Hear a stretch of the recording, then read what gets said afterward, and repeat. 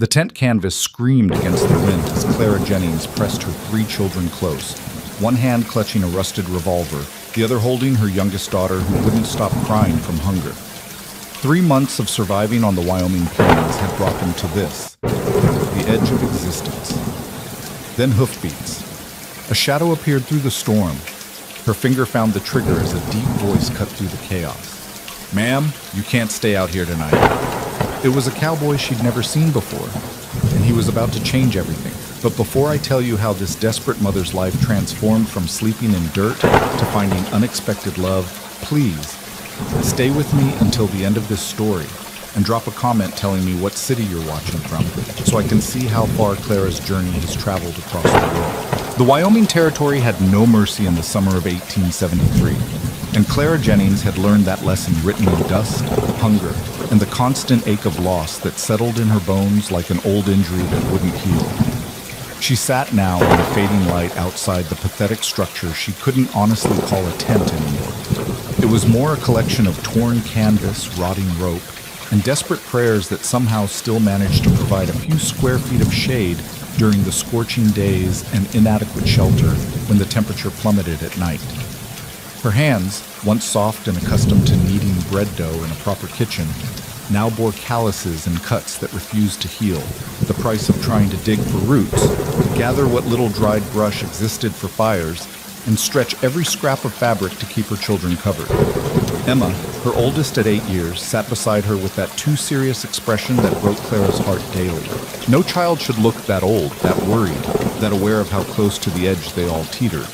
The girl's blonde hair, once carefully braided and ribboned, now hung in matted tangles that Clara had given up trying to comb weeks ago when the last of their water had to be rationed for drinking rather than washing. Emma's dress, the only one she owned now, had been patched so many times the original fabric was difficult to identify beneath the mismatched squares of material Clara had salvaged from her own clothing. 5-year-old Samuel played in the dirt nearby, his thin arms pushing around a stick he pretended was a horse, making clip-clop sounds that would have been endearing if they weren't so heartbreaking. The boy had stopped asking when they'd have a real meal, when they could sleep in a real bed, when Papa was coming back. He'd learned those questions had no good answers. Instead, he'd retreated into silence and imagination, creating a world in the dust that was better than the one he actually inhabited. And then there was little Grace, barely 3 years old, who dozed fitfully in Clara's lap, whimpering even in sleep. The child was too thin, her cheeks hollow, her eyes too large in her small face. Clara felt the terrible lightness of her daughter's body and knew with sick certainty that they couldn't survive much longer like this. Grace needed real food, real shelter, real care, and Clara had none of those things to give her. 3 months. It had been 3 months since Thomas died. The memory still had the power to steal Clara's breath. Her husband, strong, capable Thomas, who had promised her a new life out west, who had sworn he'd build them a ranch and a future, had been taken by fever in less than a week. One day he'd been unloading their wagon at the land claim office in Green River, planning where he'd break ground for their house. The next, he was burning with heat, delirious, crying out for water Clara couldn't keep cool enough to ease his suffering. The town doctor had done what he could, which wasn't much. Frontier medicine in 1873 amounted to little more than hope and prayer, and neither had been enough. Thomas died on a Tuesday afternoon, leaving Clara with 3 children, a wagon with a broken axle, approximately $7 in coins, and a land claim that required improvements within 6 months. Improvements she had no means to make and no knowledge of how to attempt. The wagon had been sold to pay for Thomas's burial. The money had run out within weeks. The land claim had lapsed when Clara couldn't even afford the filing fees, let alone make any improvement. And slowly, inevitably, everything else had been sold or traded. Their extra clothes, Thomas's tools, the good cookware, even Clara's wedding ring, which she'd parted with in exchange for a sack of cornmeal and a promise from a dry goods merchant that he'd remember she had children to feed. He hadn't remembered. Or if he had, it hadn't mattered. For 3 months now, they'd been living in this tent, if you could call it living, on the outskirts of Green River, technically on public land where she had no legal right to be but where no one had bothered to move them along yet. Perhaps because everyone assumed they'd die or disappear on their own soon enough. And they probably would have, Clara thought grimly, if something didn't change soon. She'd tried to find work. God knew she'd tried. But Green River was a small ranching town with few opportunities for women, especially women with 3 small children in tow. The respectable families didn't want a destitute widow in their homes, worried about theft or impropriety. The less respectable establishments had made offers Clara refused to even consider, no matter how hungry her children were. She had her pride, yes, but more than that, she had her children to protect, and she knew once you stepped through certain doors, you never walked back out the same person. So she'd scrape by on odd jobs, washing in the river for a few cents, occasionally selling prairie flowers to sympathetic townswomen, once even catching and selling rabbits, until Samuel had cried so hard at the sight of the dead animal that she couldn't bring herself to do it again. Her son needed food, yes, but he also needed some remaining innocence, and she wasn't ready to take that from him completely. The revolver beside her on the ground was Thomas's, a Navy Colt that she barely knew how to use but kept loaded and within reach at all times. The Wyoming Territory in 1873 was no place for a defenseless woman alone with children. She'd already had to brandish it twice at men who'd gotten the wrong idea about a woman living in a tent without a man's protection. She hadn't fired it, didn't trust her aim, and couldn't spare the ammunition, but the sight of it had been enough both times. So far. Now, as the sun sank lower and the wind picked up, the kind of wind that preceded the violent summer storms that rolled across the plains with little warning, Clara felt the familiar knot of fear tighten in her chest. The tent wouldn't hold in a serious storm.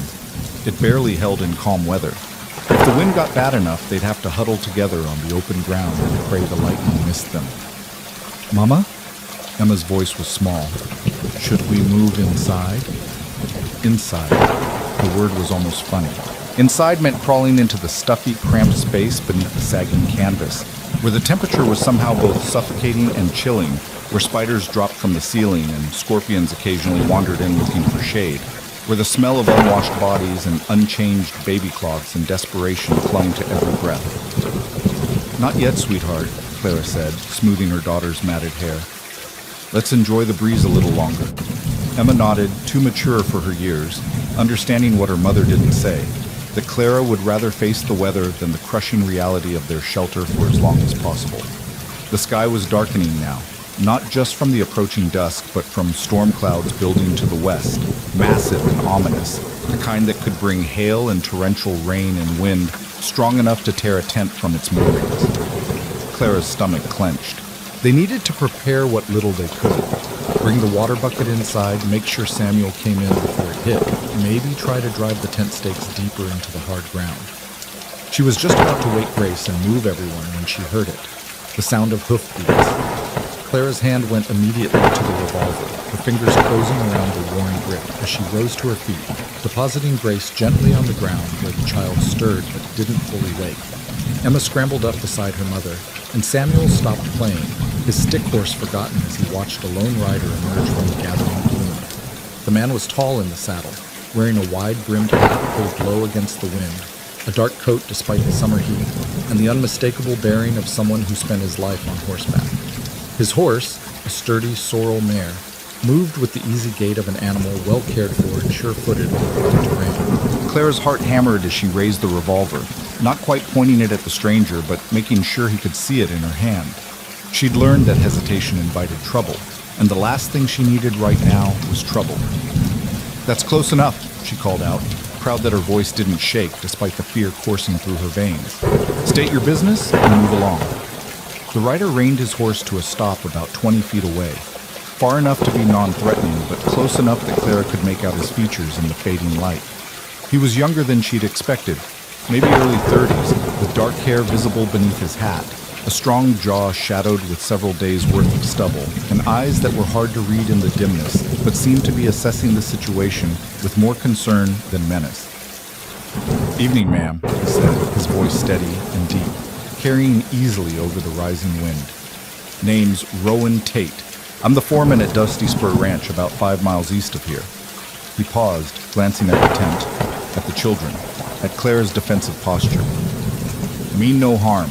Just riding back from town and saw your camp. Got a storm coming in hard. You and the young ones planning to ride it out here?" Clara's grip on the revolver didn't loosen. "Our plans are our own business, Mr. Tate. Thank you for your concern, but we'll manage." Even as she said it, a particularly strong gust of wind hit the tent, and Clara heard the ominous sound of canvas ripping further, one of the support ropes snapping with a sound like a gunshot. Emma gasped and pressed against her mother's side. Rowan Tate's expression tightened. He dismounted slowly, keeping his movements deliberate and unthreatening, his hands visible. "Ma'am, I don't mean any disrespect, but that tent's not going to last through what's coming. I can see it's torn in 3 places already, and those stakes won't hold in mud once the rain starts. If the wind gets under that canvas—" "We've weathered storms before," Clara interrupted, but her voice lacked conviction. They had weathered storms, but barely, and never one of the serious summer tempests that could turn deadly in minutes. "I'm sure you have," Rowan said calmly. He was closer now, having walked his horse forward a few steps, and Clara could see his face more clearly. There was no threat in it, no predatory calculation she'd learned to watch for in men's eyes. Instead, there was something that looked almost like concern, maybe even compassion, which made her even more wary. In her experience, men didn't offer compassion without expecting something in return. "But ma'am," he continued, "this one's going to be bad. I've seen that sky before. You got, what, maybe 20 minutes before it hits, and when it does," he gestured at the tent, "that's not going to protect anyone. You'll be better off in the open if it comes down, and that's no place for children in hail and lightning." As if to punctuate his words, thunder rumbled in the distance, deep and threatening. Grace woke with a startled cry, and Samuel abandoned his play area to run to Clara's side, wrapping his thin arms around her leg. Clara felt the weight of impossible choices pressing down on her. Pride said to send this stranger away, to handle this crisis the way they'd handled everything else, alone, desperate, barely surviving. But maternal instinct, the fierce drive to protect her children that had kept her fighting through 3 months of hell, whispered something different. What if he was right? What if the tent came down in the storm? What if hail started falling and she had no way to cover the children? What if lightning struck close and they were pinned under wet canvas with nowhere to run? She'd been so focused on maintaining her dignity, on not becoming an object of charity or worse, that she hadn't fully considered that her pride might actually cost her children's lives. "Mama?" Emma whispered. "I'm scared." The wind gusted again, harder this time, and Clara felt the first cold drops of rain on her face. The storm was coming faster than she'd thought. Rowan Tate stood there, patient, his hat now in his hands in a gesture of respect, waiting for her decision. Up close, Claire could see he wasn't just some drifter or opportunist. His clothes, while worn, were well maintained. His boots were good quality, his horse healthy and calm. He carried himself with the quiet confidence of a man who knew his own capability, and didn't need to prove it through aggression or intimidation. "What exactly are you offering, Mr. Tate?" Clara heard herself ask, hating the slight tremor in her voice, but needing to understand the terms before she committed to anything. "There's a foreman's cabin about a mile from here," Rowan said promptly. "Been empty for a few months since the last foreman moved on. It's nothing fancy. 1 room, stone fireplace, wooden floor, solid roof. But it's dry and it's safe. I'm offering to take you and your children there for the night, get you out of this storm. Tomorrow, in the daylight, you can make whatever decisions you need to make. But tonight," he glanced at the darkening sky, "tonight, you need to be somewhere that canvas and tent stakes can't fail you. And what do you expect in return?" The question came out harder than Clara intended, but she had to know. She'd learned that nothing came without a price, especially not kindness from strangers. Rowan's jaw tightened slightly, and for a moment something that might have been hurt flashed in his eyes before his expression smoothed into neutrality. "Nothing, ma'am. You'd be doing me a favor, honestly. That cabin should have someone in it keeping the roof from leaking and the critters from moving in. You'd be helping maintain ranch property." It was a lie, Clara knew, a polite fiction to let her accept help without feeling like charity. But it was a kind lie, and she found herself desperately wanting to believe it. Another crack of thunder, closer now, made the decision for her. "All right," she said softly, then louder as the wind picked up. "All right, we'll accept your offer, Mr. Tate, but just for tonight, just until the storm passes." If Rowan felt any triumph or satisfaction at her acceptance, He didn't show it. Instead, he simply nodded and immediately started moving with practiced efficiency. Good. We need to move fast. Ma'am, can you gather what you need quickly? Essentials only. We'll be on horseback and the rain's about to start in earnest. Clara's mind raced. Essentials. What did they have that qualified as essential?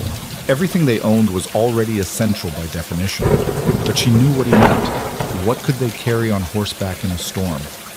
Emma, she said quickly, get the water bucket and the blankets from inside the tent. Samuel, grab your sister's hand and don't let go. Mr. Tate, can you help me with... She didn't finish the sentence because at that moment, the wind hit with the force of something alive and angry. The tent didn't just flutter or bend. It seemed to explode upward as if a giant hand had grabbed it and yanked. The main support poles snapped with a crack.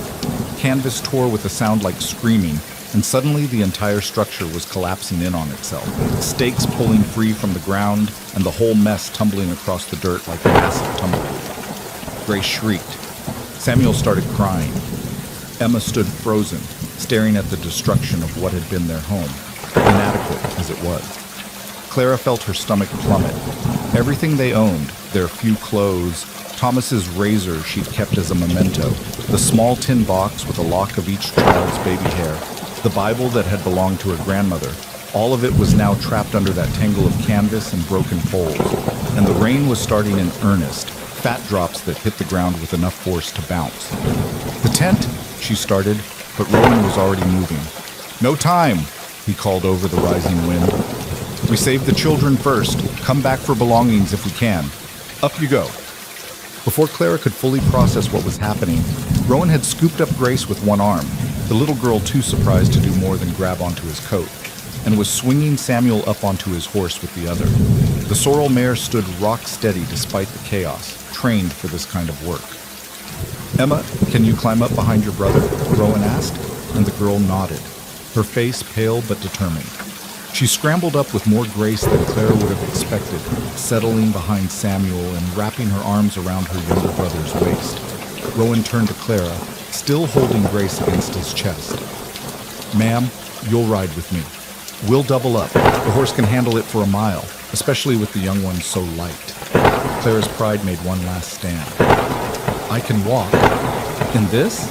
Rowan gestured at the storm that was now fully upon them, rain coming down in sheets, hail beginning to mix in with drops that stung exposed skin. With respect, ma'am, that's foolishness. We need to move now, or in 5 minutes we won't be able to see our hands in front of our faces. He was right. Clara knew he was right. Pride was one thing, stupidity was another.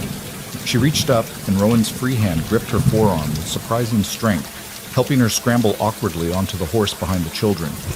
The mare shifted but held steady, and Clara found herself pressed close against Emma's back, her arms wrapping around all three of her children as Rowan mounted behind her, Grace still tucked securely in the crook of his left arm, while his right hand gathered the reins. It was intimate in a way that made Clara deeply uncomfortable. She hadn't been this close to a man other than Thomas in years, could feel the solid warmth of Rowan's chest against her back, the strength of his arm as it came around all of them to hold the reins. But discomfort was a luxury she couldn't afford right now. Hold tight, Rowan said near her, his voice somehow calm despite the chaos. It's going to be rough.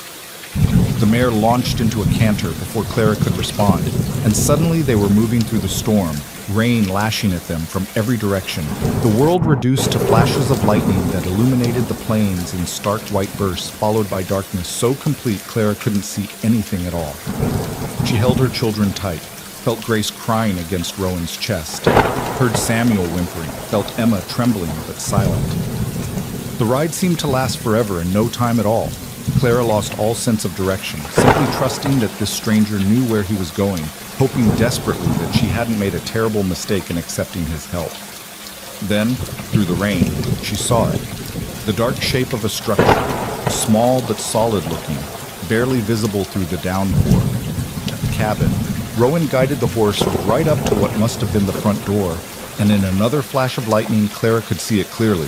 A single-room cabin, log walls, stone chimney, a covered porch that was currently providing blessed protection from the worst of the rain. Inside, quickly! Rowan was off the horse in one smooth motion, reaching up to take Grace, then helping Samuel and Emma down, finally offering Clara his hand to dismount. Her legs nearly buckled when her feet hit the ground. She wasn't used to riding, especially not in those conditions, but Rowan's hand steadied her, his grip firm but not constraining. "The door's unlocked," he said, already pushing it open to reveal darkness within. "Get everyone inside. I need to tend to the horse. Get her under cover. I'll be back in 2 minutes." Clara gathered her children and stumbled into the cabin just as another crack of thunder shook the sky. Behind her, she heard Rowan leading the mare away, presumably to some kind of shelter that must exist nearby. For a moment, they all just stood there in the darkness, dripping and shaking, too stunned to do anything else. Then Emma found her voice. "Mama, are we safe?" Clara wanted to say yes. She wanted to promise that they were safe, that everything would be fine, that the strange cowboy who had appeared out of nowhere was trustworthy and kind, and that this cabin represented salvation rather than a different kind of danger. But she'd learned in the past 3 months that promises were fragile things, easily broken, and that safety was an illusion that could be shattered in a moment. So instead, she simply pulled her children close and said, "We're out of the storm. That's enough for right now." And they stood there in the darkness, listening to the thunder rage outside, waiting to see what would happen when Rowan Tate came back through that door. The door opened perhaps 3 minutes later, though it felt like an eternity, and Rowan stepped inside, rain streaming from his hat and coat. He closed the door firmly behind him, shutting out the worst of the storm's fury, and Clara heard him moving in the darkness with the confidence of someone familiar with the space. "There's a lamp here somewhere," he muttered, and she heard the sound of fumbling, glass clinking, then the scratch of a match. Light flared, small at first as Rowan lit a lamp on a table near the door, but it grew and spread as he adjusted the wick, and for the first time Clara could see the cabin properly. It was, as Rowan had said, nothing fancy.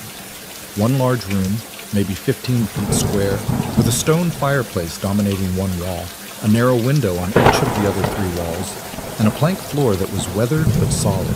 There was a table with 2 chairs, a narrow bed against the far wall with a thin mattress, a small wood stove in addition to the fireplace, and several shelves that held a few basic supplies, tin plates, cups, what looked like a sack of cornmeal. Compared to the tent that had been their home for 3 months, it looked like a palace. Grace had stopped crying and was staring around with wide eyes. Samuel's hand had loosened its death grip on Clara's skirt. Even Emma seemed to relax slightly, her 2 thin shoulders dropping from their hunched defensive position. "It's not much," Rowan said, moving to the fireplace where wood had been laid ready to light. "But it's dry, and it's solid. Let me get this fire going. You're all soaked through and need to warm up." Clara found her voice, though it came out shakier than she intended. "Mr. Tate, we're dripping all over your floor." He glanced up from where he was kneeling by the fireplace, another match in hand. In the lamplight, his face looked younger than she'd initially thought. Maybe late 20s rather than early 30s, with strong features and eyes that were a surprising light brown, almost amber. "It's a floor. It'll dry. Your people. That's more important." The simple matter-of-factness of the statement, delivered without any sense of self-righteousness or expectation of gratitude, did something to Clara's carefully maintained emotional walls. She felt them crack, just slightly, and had to look away before tears could form. Rowan got the fire going with the efficiency of long practice, and within minutes, warmth was beginning to spread through the cabin. The storm raged outside. Clara could hear the rain hammering the roof, the wind shrieking around the corners. But inside, with the lamp glowing and the fire crackling and solid walls around them, it felt almost safe. "Now then," Rowan said, standing and dusting his hands on his pants. "Let's get you all situated. There should be some old blankets in that chest by the bed. They'll be musty, but they're dry. Ma'am, why don't you help the children out of those wet clothes and wrap them up warm? I'll see what I can find for supper." The casual mention of supper made Samuel's head whip around so fast Clara heard his neck crack. "Supper?" the boy breathed, as if Rowan had just promised a feast. Something flickered across Rowan's face, pain, maybe, or anger, though Clara sensed it wasn't directed at them. "Yes, son, supper. Can't have you going to bed hungry, can we?" Clara's throat tightened. It had been 2 days since they'd had what could reasonably be called a meal, rather than just scraps. The children were hungry in a deep, chronic way that had become their normal state. The fact that this stranger seemed to understand that, seemed to care about that, was almost more than she could process. "Mr. Tate," she started, but he held up a hand. "Just Rowan, please." Mr. Tate was my father, and he wasn't a man worth the title. He moved to the shelves, pulling down the cornmeal sack and what looked like a jar of preserves. "And before you tell me again that you don't want charity, let me say this. I'm the foreman of Dusty Spur. Part of my job is maintaining the line cabins and keeping them stocked with basics in case any of the hands need to use them. This cabin, those supplies, they're not mine personally. They belong to the ranch, and you're using ranch property. So you're not taking anything from me. You understand?" It was another kind lie, and they both knew it. But Clara was tired, so tired, of fighting, of pride, of pretending they didn't desperately need help. So she simply nodded and turned her attention to her children.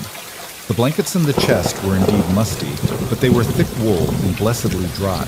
Clara helped her children out of their wet, filthy clothes, trying not to notice how prominent their ribs were, how thin their arms had become. She wrapped each of them in blankets until they looked like small, damp cocoons, and settled them on the floor near the fire where they could warm up. Grace immediately stuck her thumb in her mouth and leaned against Emma, her eyes already drooping with exhaustion. Samuel sat very still, watching Rowan with a mix of hope and distrust that broke Clara's heart. Emma, ever the responsible one, kept glancing at Clara as if checking to make sure her mother was still there, still in control, still keeping them safe. Clara's own dress was soaked through, clinging uncomfortably to her skin, but she had nothing to change into. Everything they'd owned had been in that tent, and now it was buried under collapsed canvas in the mud, probably ruined beyond recovery. The realization that they literally had nothing now except the wet clothes on their backs was almost overwhelming. "There's a shirt and some pants in that chest too," Rowan said without looking up from where he was mixing something in a bowl. "They'll be too big, but at least they're dry. There's a blanket you can hold up in the corner there for privacy." Clara felt heat rush to her face. The intimacy of a strange man telling her to change clothes in his presence was shocking, improper, the kind of thing that would scandalize anyone from her old life back east. But that life was gone, and propriety was another luxury she couldn't afford. Hypothermia cared nothing for social convention. "Thank you," she managed, retrieving the clothing and the blanket Rowan indicated. She rigged up a makeshift privacy screen in the corner farthest from the fire, acutely aware that it was fairly useless. Rowan could probably see her shadow through the thin blanket, but at least it was something. She peeled off her wet dress, her underthings that were torn and stained from months of hard living, and pulled on the dry clothes. The shirt hung past her thighs, the pants had to be rolled up several times at the ankle, and she had to tie a piece of rope around the waist to keep them from falling off. She looked ridiculous, she was sure, but she was dry. When she emerged from behind the blanket, Rowan glanced up briefly, nodded once as if satisfied she wasn't going to freeze to death, and returned his attention to cooking. If he found anything amusing or inappropriate about her appearance, he didn't show it. The smell of cooking cornmeal and something else, beans maybe, was making Clara lightheaded with hunger. She realized she hadn't eaten since yesterday morning, having given her small portion to Grace, who had been crying from hunger pains. "Should be ready in about 10 minutes, Rowan said, stirring the pot that now hung over the fire. "It's just Johnny cakes and beans, nothing fancy, but it'll fill your bellies." "It smells like heaven," Emma whispered, and Clara had to agree. Those 10 minutes felt longer than the entire storm ride. Clara tried to make herself useful by tidying up the wet clothes, hanging them near the fire to dry, but mostly she just watched Rowan work, trying to understand what kind of man he was. He moved with economy and purpose, no wasted motion, the sign of someone who'd been taking care of himself for a long time. His hands were calloused and scarred, working hands, hands that had seen hard labor and harsh conditions. But they were also careful hands, she noticed, precise as he spooned out portions onto the tin plates. When he finally announced the food was ready, Samuel actually whimpered with anticipation. Rowan served the children first, generous portions that made Clara want to weep because she knew she couldn't feed them like this. Not consistently, probably not ever again. And then fixed plates for Clara and himself. Clara was about to suggest he give her portion to the children as well, but Rowan seemed to read her mind. "You need to eat too, ma'am," he said firmly. can't take care of them if you collapse from hunger. Trust me on that. So she ate, and it was one of the best meals she'd ever had despite being simple frontier fare. The Johnny cakes were hot and filling, the beans were seasoned with some kind of pork fat that made them rich and satisfying, and there was enough that everyone could eat their fill without anyone going hungry. Clara watched her children devour their food with the desperate intensity of the truly starving, and she felt tears prick her eyes again. How had she let it get this bad? How had she allowed her children to become so hungry that plain cornmeal cakes made them weep with gratitude? "Hey now," Rowan said softly, and Clara realized a tear had escaped down her cheek. "None of that. You're doing fine. You got them this far, didn't you? That's no small thing." "I failed them," Clara whispered, low enough that the children wouldn't hear. 3 months I've been failing them every single day." "You've kept them alive," Rowan countered. "In this territory, in these conditions, as a woman alone? That's not failure, man. That's a damn miracle." The profanity should have shocked her, but instead it felt oddly comforting. The rough honesty of it, after so many months of polite society telling her to smile and make do and trust in Providence while her children starved. After supper, the children could barely keep their eyes open. The combination of full bellies, warmth, and emotional exhaustion from the storm was overwhelming. Rowan gave up his bed without hesitation, helping Clara arrange all 3 children on the narrow mattress, where they curled together like puppies, asleep almost before their heads touched the pillow. Clara stood looking down at them, her heart so full of relief and gratitude and residual fear that she could barely breathe. They looked peaceful for the first time in months, not just sleeping, but actually resting, their small faces relaxed, the constant tension of survival temporarily eased. "They'll sleep well tonight," Rowan said quietly from beside her. "Safe, in bed, and dry. That's what matters." Clara nodded, not trusting her voice. They stood there in silence for a moment, watching the children sleep, listening to the storm continue its assault on the cabin wall. Finally, Clara found her voice. "Why?" she asked softly. "Why would you help us? You don't know us. We're nothing to you. Why would you do this?" Rowan was quiet for so long, Clara thought he might not answer.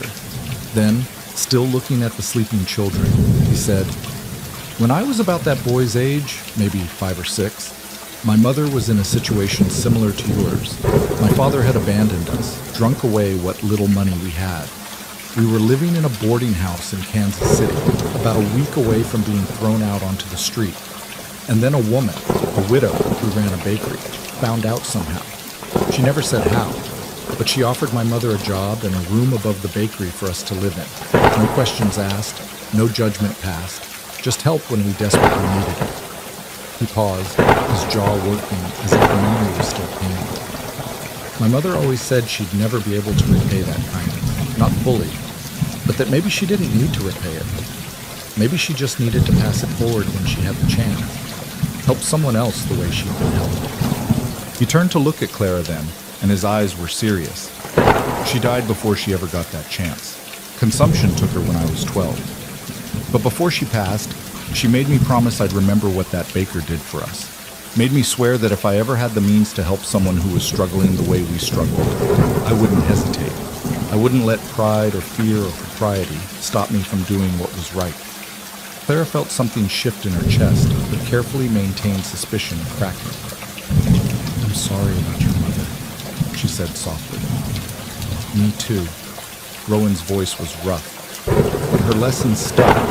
"So when I saw you and those children in that tent, with that storm coming," he shrugged.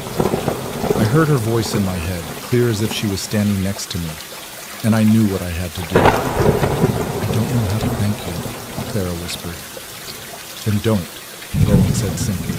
"Just rest tonight. Let your children sleep safe. Tomorrow we can figure out what comes next. But tonight, you've got a roof over your head, and food in your belly, and dry clothes. That's enough for now." And it was. Clara knew that tomorrow would bring a whole new set of problems and decisions and fears. But tonight they were safe. Tonight they were warm. Tonight her children were sleeping peacefully, not crying from hunger or shivering from cold or whimpering in fear of the storm. Tonight was enough. Clara woke to silence, and for a confused, disoriented moment couldn't remember where she was. The silence itself was wrong. For 3 months she'd woken to the sound of wind flapping canvas, to the rustle of insects, to the open emptiness of the plains. But now there was only quiet, broken by the soft breathing of the children and the faint crackle of embers in a fireplace. A fireplace? Memory flooded back, the storm, the stranger, the ride through rain and darkness, this cabin. She sat up quickly, her borrowed shirt twisted around her torso, and looked around the dim interior. Dawn light filtered through the windows, weak and gray, but enough to see by. The children were still asleep on the bed, tangled together in the wool blankets. Grace had her thumb in her mouth, Samuel was sprawled on his back, with one arm thrown over his eyes, and Emma was curled protectively around both of them, even in sleep taking on the role of guardian. They looked so peaceful, so young, in a way they hadn't looked in months, and Clara felt her chest tighten with a complicated mix of emotions she couldn't quite name. Rowan was nowhere to be seen. Clara stood carefully, her muscles stiff from sleeping on the hard floor near the fire, where she'd insisted on making her bed after the children had been settled. She'd refused to take the bed from Rowan, and after a brief argument that she'd won through sheer stubborn determination, he'd accepted the floor on the opposite side of the cabin, maintaining a respectful distance that had eased some of her anxiety about spending the night in a strange man's shelter. But now he was gone, and Clara felt a spike of panic. Had he left? Had last night been some kind of elaborate setup, and now she'd wake to find herself trapped here, or owing some debt she couldn't pay, or... The door opened, cutting off her spiraling thoughts, and Rowan stepped inside carrying an armload of firewood. He stopped when he saw she was awake, nodding a quiet greeting. "Morning," he said, his voice low so as not to wake the children. "Storm passed about an hour ago. Thought I'd get the fire built back up and check on things outside." Clara swallowed her panic, feeling foolish for her immediate assumption of danger. "Is there... how much damage?"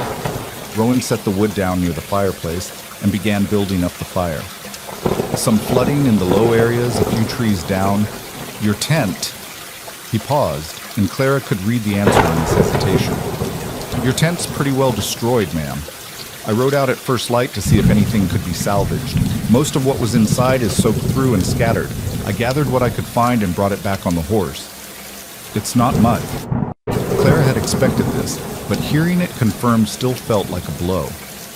"I see," she managed. "Thank you for checking.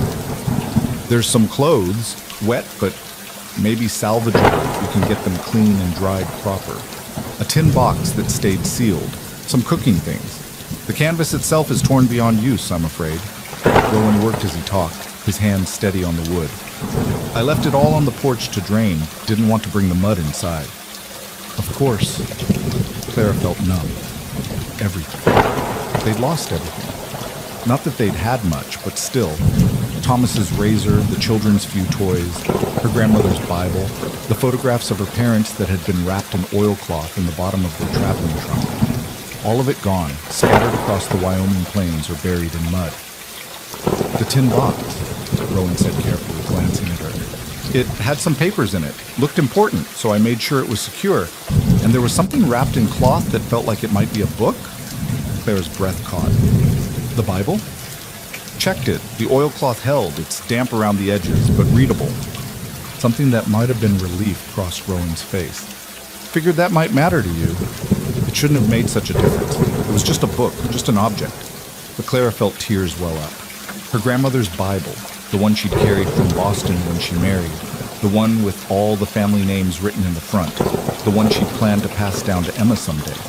It had survived. "Thank you," she whispered. Thank you for saving it." Rowan looked uncomfortable with her gratitude. "Just did what anyone would do," he muttered, turning back to the fire. Within minutes, he had it blazing cheerfully, warmth spreading through the cabin and chasing away the damp chill of morning. Clara hugged herself, acutely aware of how she must look.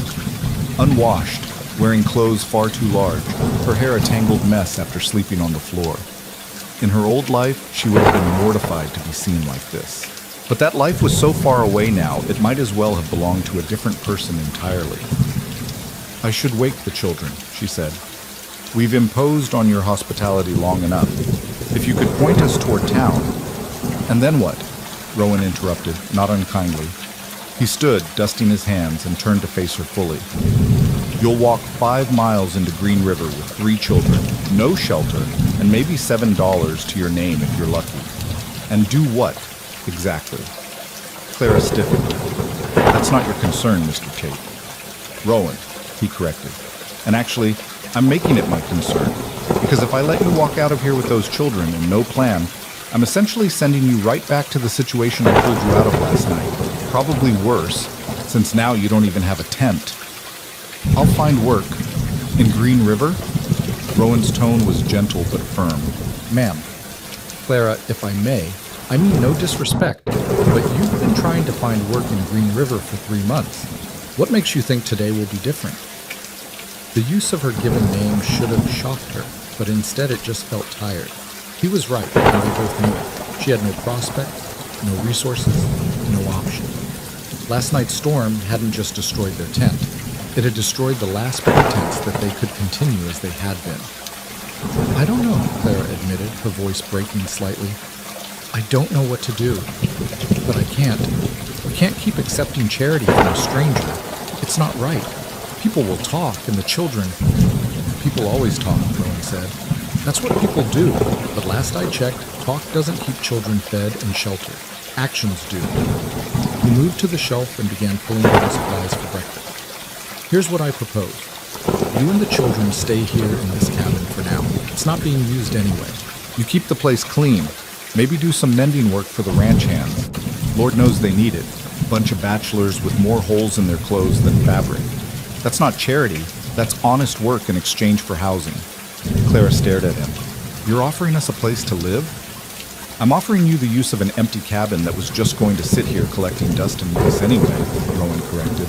And I'm offering you work. Real work. Paid work. If you want it. The main ranch house is run by Mrs. Chen, the owner's housekeeper, and she's been complaining for months that she needs help with the mending and such. The ranch owner, Mr. Blackwood, he's getting old and his hands shake something terrible. He can barely sign his own name anymore, much less mend a shirt. The operation needs someone who can sew. It sounded too good to be true, which immediately made Clara suspicious.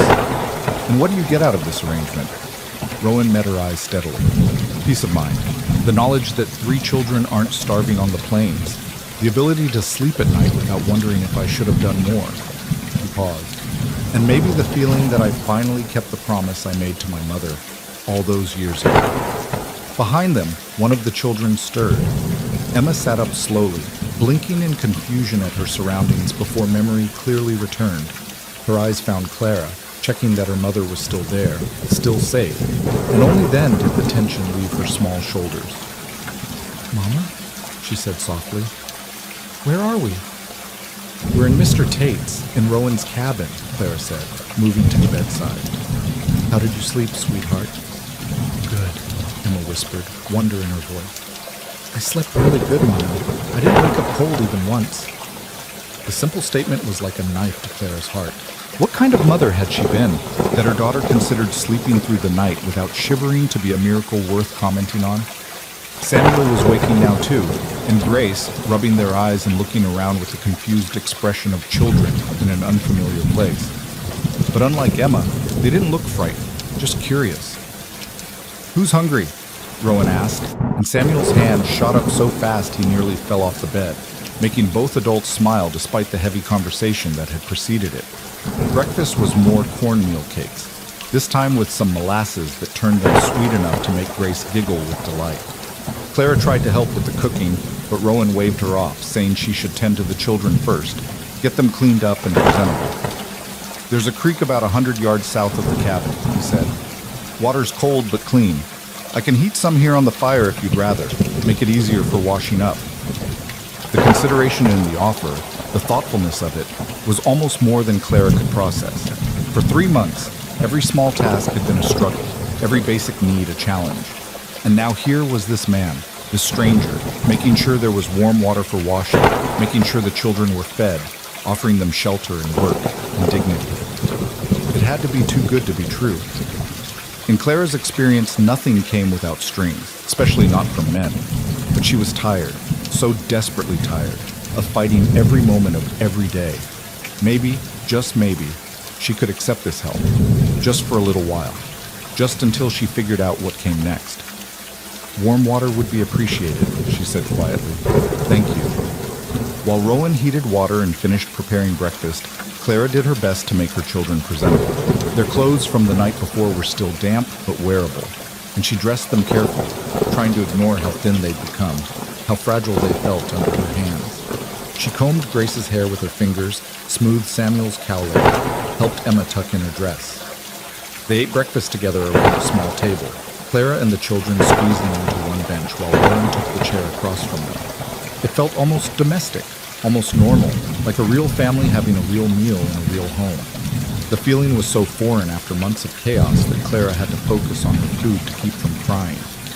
So here's what I'm thinking, Rowan said once the children had demolished their portions and were eyeing the cabin, hopefully for second, which he served without hesitation. Today we'll get you settled in here properly. There's blankets and such stored in the bunkhouse I can bring over. Maybe another chair or two. Get your salvaged belongings dried out and sorted. Tomorrow, if you're agreeable to my proposal, I'll introduce you to Mrs. Chen and we can discuss the mending work. Clara swallowed her pride, her fear, her deeply ingrained suspicion. That would be acceptable. Thank you. Nothing to thank me for, Rowan said, but his eyes showed relief that she'd agreed. You'll be doing the ranch a service and earning your keep honestly. No charity involved. After breakfast, Rowan left to tend to his regular duties. He was the foreman after all, and had responsibilities beyond helping stranded widows. But before he left, he showed Clara around the cabin more thoroughly, pointing out where various supplies were stored, explaining that the well was about 50 yards north and the outhouse was behind a stand of cottonwoods to the east. I'll be back this evening, he said from the doorway, probably around sundown. If you need anything before then, the main ranch house is about a mile due east. Just follow the creek. Mrs. Chen's there and she's good people. Don't be afraid to ask her for help if you need it. Then he was gone, riding off on his sorrel mare, and Clara was left alone with her children in this cabin that felt simultaneously like salvation and like a trap she didn't yet understand. The day passed in a strange mixture of anxiety and relief. Claire kept herself busy cleaning the cabin, which was actually quite clean already, but gave her something to do, and sorting through the salvaged items Rowan had left on the porch. He'd been right about most of it being ruined, but there were a few treasures that survived. The tin box with their important papers, including the children's birth certificates and her marriage certificate to Thomas. The Bible, damp but readable. A small cloth doll that had been Emma's, somehow caught on a shrub and not buried in mud. Samuel's wooden horse that Thomas had carved. Clara washed these precious few items carefully, reverently, laying them in the sun to dry. These scraps of their old life, these small remnants of who they'd been before everything fell apart, felt more valuable than gold. The children, freed from the constant stress of survival, played outside under Clara's watchful eye. She heard laughter, actual laughter, for the first time in months as they chased each other around the clearing, Grace's delighted shrieks echoing off the cabin wall. Even Emma loosened up, allowing herself to be 7 years old instead of the miniature adult she'd been forced to become. In the afternoon, Clara washed their clothes in the creek, scrubbing them as best she could without soap, laying them on bushes to dry in the sun. She washed herself too, in the cold creek water that made her gasp, but also made her feel human again, removing 3 months of accumulated grime and desperation. When Rowan returned at sunset as promised, he found them all sitting on the porch step, clean and fed. Clara had figured out the cast iron pan and made a simple supper from the cabin stores, and looking more like a family than like refugees from disaster. He stopped his horse a few feet away, taking in the scene, and something soft crossed his face. "You look settled," he observed. "We're managing," Clara replied, which was the most optimistic thing she'd said in months. Rowan dismounted, reaching into his saddlebag. "Brought some things from the bunkhouse, extra blankets, another pillow, some soap I thought you might need. And Mrs. Chen sent over some clothes she thought might fit the children, hand-me-downs from the owner's grandchildren, who visit sometimes." Clara's throat tightened. Charity again, dressed up as casual generosity, but charity nonetheless. She should refuse, should maintain her dignity. But then she looked at her children in their worn, patched clothing and found she couldn't form the words. "That's very kind of Mrs. Chen," she managed. "She's excited to meet you tomorrow," Rowan said, carrying the items inside. "Fair warning, she's a bit overwhelming at first. Talks a lot, moves fast, has opinions about everything, but she's got a good heart, and she runs that ranch house like a general runs an army. You'll like her once you get past the initial shock." He helped Clara arrange the extra blankets on the bed, creating proper sleeping spaces for the children. He set up the second pillow, Clara had been planning to do without, and placed the soap on the shelf near the water bucket with the same casual efficiency he brought to her. "There's one more thing," Rowan said when they were back outside, the children having gone to explore the creek one last time before dark. He pulled a small leather pouch from his pocket, weighing it in his hand with an expression that suggested he was unsure how to proceed. "This is awkward, but you mentioned having about $7 to your name. That's not enough to get by on, even with the cabin and work. So I talked to Mr. Blackwood, the ranch owner, and explained the situation. He agreed to advance you the first week's wages for the mending work. It's not much, maybe $10, but it should tide you over until you get properly established." He held out the pouch, and Clara stared at it like it was a snake. $10. Added to her 7, that was $17. More money than she'd had in her hand since Thomas died. It represented food, supplies, security. It represented survival. But it also represented debt, obligation, the potential for strings she couldn't see yet. "I can't accept that," she said, even as every practical part of her screamed that she was being a fool. "That's too much. I haven't even done any work yet." "It's an advance," Rowan said patiently. "You'll work it off. That's how wages work, Clara. The ranch pays you, you do the work. Mr. Blackwood's just starting the cycle a bit early to help you get on your feet." "But what if I can't do the work? What if Mrs. Chen decides I'm not suitable? Then I'll owe the ranch money I can't repay." Rowan sighed, and for the first time she saw a flash of frustration across his face. "Why are you fighting this so hard? Why is it so difficult for you to accept help?" "Because help always comes with a price."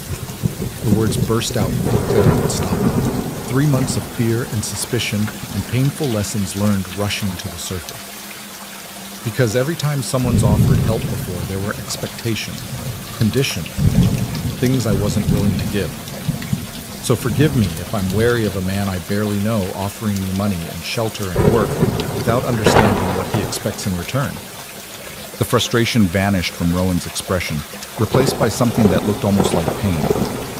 "I expect nothing," he said quietly, "except that you take care of those children and give them a better life than sleeping in a tent. That's all. No other conditions, no hidden expectations, no debt beyond honest work for honest pay." They stood there in the gathering darkness, the pouch of money between them like a physical representation of the trust Clara was so afraid to give. She wanted to believe him. God, she wanted to believe him. But fear was a powerful thing, and she'd been afraid for so long she didn't know how to stop. "Mama?" Emma's voice came from behind them, and Clara turned to see her daughter standing in the doorway, Grace on her hip and Samuel holding her hand. "Is everything all right?" The sight of her children, clean, fed, safe in the doorway of a solid cabin instead of shivering in a collapsing tent, made the decision for her. She couldn't let pride or fear cost them this chance. She couldn't be so damaged by past experiences that she threw away their future. "Everything's fine, sweetheart," Clara said, then turned back to Rowan and held out her hand for the pouch. "Thank you. For the advance. I'll work hard to earn it." Relief washed over Rowan's face. "I know you will," he said simply, placing the pouch in her palm. His hand was warm, calloused, steady. "Now get those children to bed. Tomorrow's going to be a busy day." That night, with her children tucked into the bed with proper blankets and full bellies, with money in her pocket and the promise of real work tomorrow, Clara lay on her makeshift pallet near the dying fire and tried to understand what was happening. She'd spent 3 months in survival mode, every decision driven by desperation, every day a battle, just to see the next sunrise. And now, suddenly, there was this cowboy, the stranger who'd appeared out of the storm, offering them a life. Not charity, he kept insisting, just help. Just the same kind of help his mother had received once, now being passed forward to someone else who needed it. Could she trust it? Could she trust him? Clara didn't know, but she knew she was tired of fighting alone, tired of watching her children suffer, tired of pretending she could do this all by herself. Maybe it was time to take a leap of faith. Maybe it was time to believe that not everyone had ulterior motives, that some people really did help simply because it was the right thing to do. Or maybe she was being a fool, and tomorrow would reveal the catch, the hidden price, the inevitable disappointment. But even if it did, at least tonight her children were safe and warm. At least tonight they'd gone to bed with full stomachs and clean clothes. At least tonight they'd had one good day. Sometimes, Clara thought as sleep finally claimed her, one good day was all you could ask for. And if tomorrow brought another good day and the day after that another, well, maybe eventually enough good days would add up to something like hope. The next morning arrived with clear skies and birdsong, the storm's violence erased by sunshine that poured through the cabin windows and painted everything gold. Clara woke to find Emma already up and trying to help Grace get dressed, and Samuel attempting to build up the fire with more enthusiasm than skill. They were playing house, she realized, acting out the roles of a normal family in a normal home, something they'd been denied for so long, it had become a game of pretend. "Let me help with that, Sam," Clara said gently, taking over the fire before he could accidentally burn the cabin down. Within minutes, she had a proper blaze going and was mixing up cornmeal for breakfast when she heard hoofbeats outside. Rowan appeared in the doorway moments later, looking like he'd already been up for hours. Probably had been. Ranch work started before dawn and didn't end until after dark. "Morning," he said with that same calm friendliness he always showed. "Everyone ready to meet Mrs. Chen?" Clara's stomach flipped nervously. This was it, the real test. If Mrs. Chen didn't approve of her, if the housekeeper decided Clara wasn't suitable for the mending work, then all of this would fall apart. They'd be back where they started, but somehow even more desperate because now Clara had tasted what security could feel like and would have to watch it slip away. "Ready as we'll ever be," she said, smoothing down the borrowed shirt that she'd slept in, wishing desperately for something more presentable to wear. She looked like a vagrant, she knew, thin, worn, dressed in men's clothing, her hair barely tamed into a braid. Not exactly the image of a respectable seamstress, but Rowan just smiled. "Mrs. Chen doesn't care much about appearances," he said, as if reading her mind. "She cares about whether you can sew a straight seam and whether you'll show up when you say you will. Everything else is just noise." The ride to the main ranch house was accomplished with all four of them on Rowan's patient mare, who seemed utterly unfazed by the unusual load. Clara held Grace in front of her while Emma and Samuel clung to Rowan's waist, and they made their way slowly along the creek path he'd indicated yesterday. The dusty spur ranch house appeared through the trees like something out of a storybook, a sprawling structure of dark wood and stone, 2 stories tall with a wraparound porch and actual glass windows that reflected the morning sun. It was easily the finest building Clara had seen since leaving Kansas City, and the sight of it made her acutely aware of how far she'd fallen in the world. Once, she'd lived in a house not entirely unlike this one. Once, she'd been respectable. "Don't let it intimidate you," Rowan murmured as he helped her dismount. "It's just a house. Big, but still just a house." Before Clara could respond, the front door banged open, and a small, formidable woman emerged onto the porch, like a general surveying her troops. She was Chinese, Clara realized with some surprise. Not common this far west, but not unheard of either. Her hair was pulled back in a severe bun, her clothes were practically spotless, and her eyes were sharp enough to cut glass as they assessed the newcomer. "So," Mrs. Chen said in accented but perfectly clear English, her hands on her hips. "This is the widow and children Rowan tells me about. The ones living in a tent nearly died in the storm. Yes?" Clara felt heat rush to her cheek. Hearing her situation summarized so bluntly, so publicly, was mortifying. But she lifted her chin and met Mrs. Chen's gaze directly. "Yes, ma'am. I'm Clara Jennings. These are my children, Emma, Samuel, and Grace." Mrs. Chen descended the porch steps with surprising speed for someone who looked to be in her 60s, circling Clara like a hawk examining prey. Clara fought the urge to fidget under that intense scrutiny, keeping her spine straight and her expression calm even though her heart was hammering. too thin, Mrs. Chen announced. All of you, too thin. But that can be fixed. What cannot be fixed is lazy or dishonest. So let me ask you straight. Are you lazy? No, ma'am, Clara said firmly. Are you dishonest? No, ma'am. Can you sew? Yes, ma'am. I can sew, mend, darn, embroider, and do basic tailoring. My mother taught me from the time I was 5 years old. Good. Mrs. Chen turned to the children, who were pressed against Clara's legs, clearly intimidated by this whirlwind of a woman. Her expression softened slightly. You, oldest girl, you know how to wash dishes? Emma nodded mutely. You speak up when spoken to, child. Do you know how to wash dishes or not? Yes, ma'am, Emma squeaked. I can wash dishes. Then you can help in the kitchen while your mother works. Boy, you know how to gather eggs? Samuel's eyes widened. There's chickens? Of course there's chickens. What kind of ranch doesn't have chickens? Can you gather eggs without breaking them? I think so. Mrs. Chen's lips quirked in what might have been amusement. Then you will learn. And the little one, she stays with mother, yes? Too young for work. Yes, Clara said. Grace stays with me. Mrs. Chen nodded decisively. Good. Then is settled. Come, I show you the workroom. Rowan, you stop hovering like nervous father. I will not eat them. Go do your actual job. Rowan caught Clara's eye, and she saw reassurance there, encouragement. You'll do fine, he said quietly. Then, louder to Mrs. Chen. I'm going. Try not to terrify them too much on the first day. I only terrify people who deserve terrifying, Mrs. Chen called back, already ushering Clara toward the house. These people need help, not terror. I know different. And just like that, Clara found herself swept into the ranch house, through a spotless kitchen that smelled like fresh bread and coffee, down a hallway lined with photographs of stern-looking people, and into a sunlit room at the back of the house that was clearly set up for sewing work.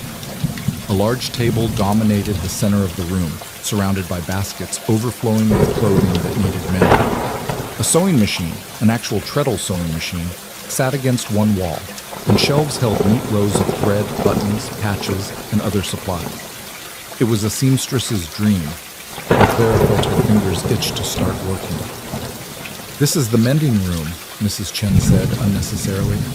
As you see, there is much work. The ranch hands, they are hard on clothes, always ripping, tearing, losing buttons. The old seamstress, she left 6 months ago to get married, and since then the pile only grows bigger.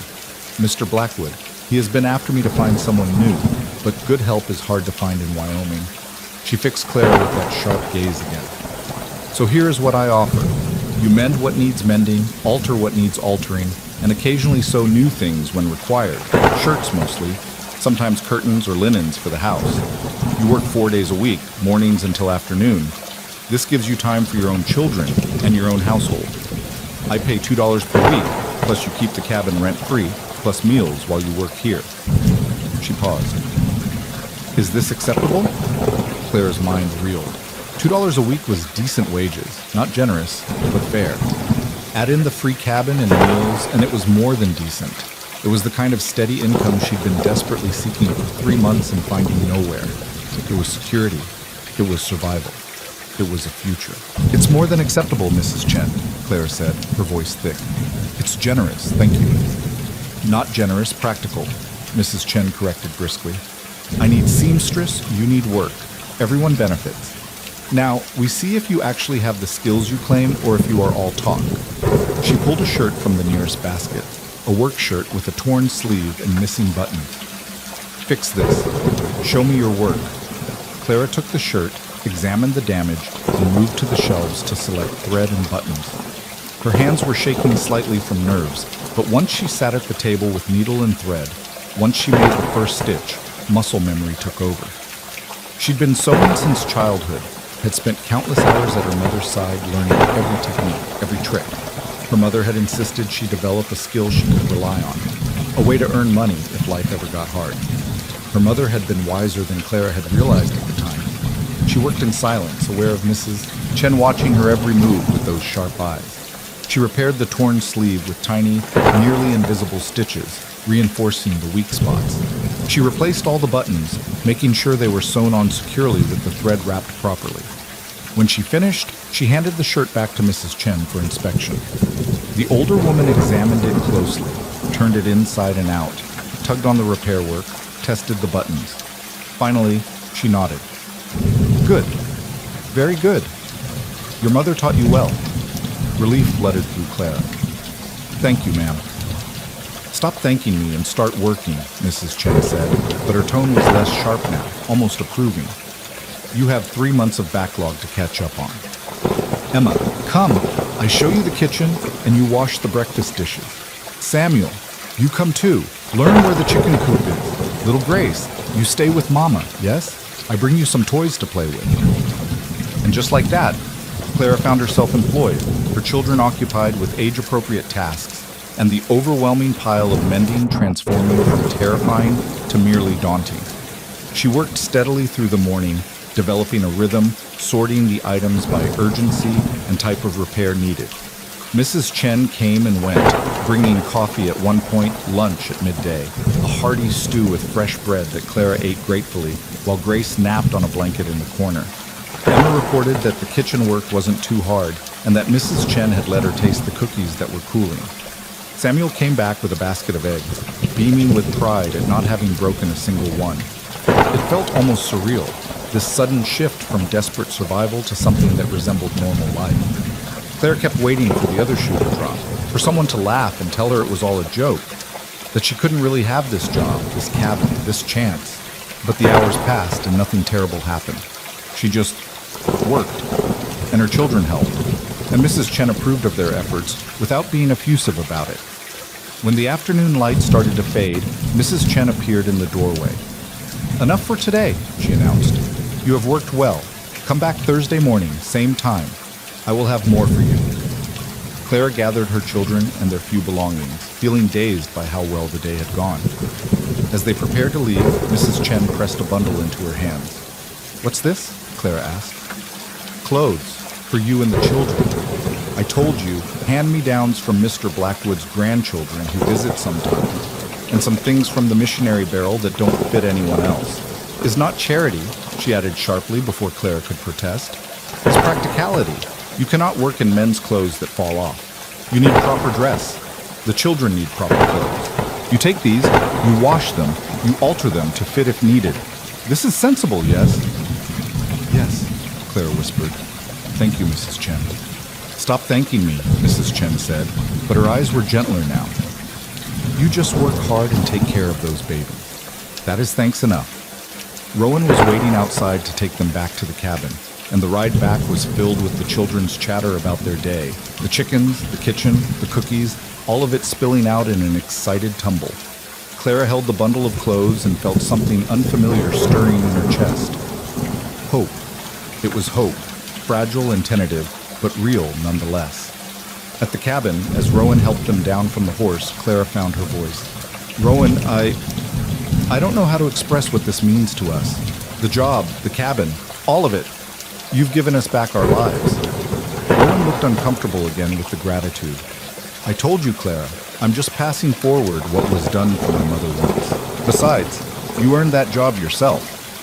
Mrs. Chen doesn't hire people out of pity. She hired you because you're good at what you do. But you made it possible, Clara insisted. You brought us here, introduced us, gave us the chance. That matters. Then make the most of it, Rowan said simply. Build a good life for those children. That's all the thanks I need. He tipped his hat. I'll check on you tomorrow. Make sure you have everything you need. For tonight, rest. You've earned it. He rode off into the gathering dusk, and Clara stood watching him go, this mysterious cowboy, who had appeared in a storm and somehow transformed everything. She didn't understand him, didn't understand what drove him to help strangers, what made him so determined to see them settled and safe, what he really wanted from all of this. But maybe, Clara thought as she herded her children inside to explore the bundle of clothes, maybe she didn't need to understand it all right now. Maybe it was enough to accept the help, do the work, and take each day as it came. Maybe for once in her life, she could just let someone be kind without interrogating their motives or waiting for the inevitable betrayal. Maybe this time, things really could be different. That night, her children fell asleep in their new-to-them clothes, full bellies and clean skin, surrounded by the solid walls of the cabin that was starting to feel like home. And Clara lay awake, listening to them breathe, feeling the weight of the $2 she'd earned today tucked safely in the tin box under the bed, and allowed herself to believe that they were going to be all right. They were going to survive this. More than survive. They were going to live again. And it was all because of one cowboy who had refused to ride past a struggling family, who had seen their need and done something about it, who had given them back not just shelter, but dignity. Clara fell asleep with a prayer of gratitude on her lips and the sound of hope beating steadily in her chest. Quiet, but persistent as a heart, promising that better days were coming if she just had the courage to reach them. The weeks that followed fell into a rhythm that Clara hadn't experienced since before Thomas died. A predictable, steady pattern of days that didn't revolve around crisis or desperation. She woke each morning to sunlight streaming through the cabin windows instead of wind tearing at canvas. She dressed her children in proper clothes that fit, clothes that weren't held together by patches and prayers. She made breakfast from supplies that didn't have to be rationed down to the last crumb. 4 mornings a week, she walked the mile to the ranch house with her children, Grace riding on her hip and the older two skipping ahead, their voices bright with the kind of careless joy that children should always have, but that hers had been denied for so long. Mrs. Chen would be waiting on the porch, imperious and efficient, already planning the day's tasks with the precision of a military campaign. The work itself was satisfying in a way Clara hadn't expected. There was something deeply peaceful about sitting at that big table in the sunny workroom, needle and thread in hand, transforming torn and worn clothing back into serviceable garments. Each repaired seam, each replaced button, each carefully darned sock represented order restored, problem solved, usefulness returned to things that had seemed beyond saving. Sometimes Clara wondered if she saw herself in those torn shirts and worn pants, something damaged that could be mended with patience and care, something that could be made whole again if someone just took the time to work at it, stitch by careful stitch. Mrs. Chen was a demanding employer, but a fair one, quick to point out mistakes, but equally quick to praise work well done. She seemed to have endless energy despite her age, constantly in motion, overseeing not just Clara's work, but the entire household operation with the efficiency of a woman who had been running things for so long she could do it in her sleep. Emma thrived in the kitchen, learning from Mrs. Chen with the eager attention of a child starved for knowledge and purpose. The older woman taught her how to knead bread, how to season soup, how to tell when meat was properly cooked.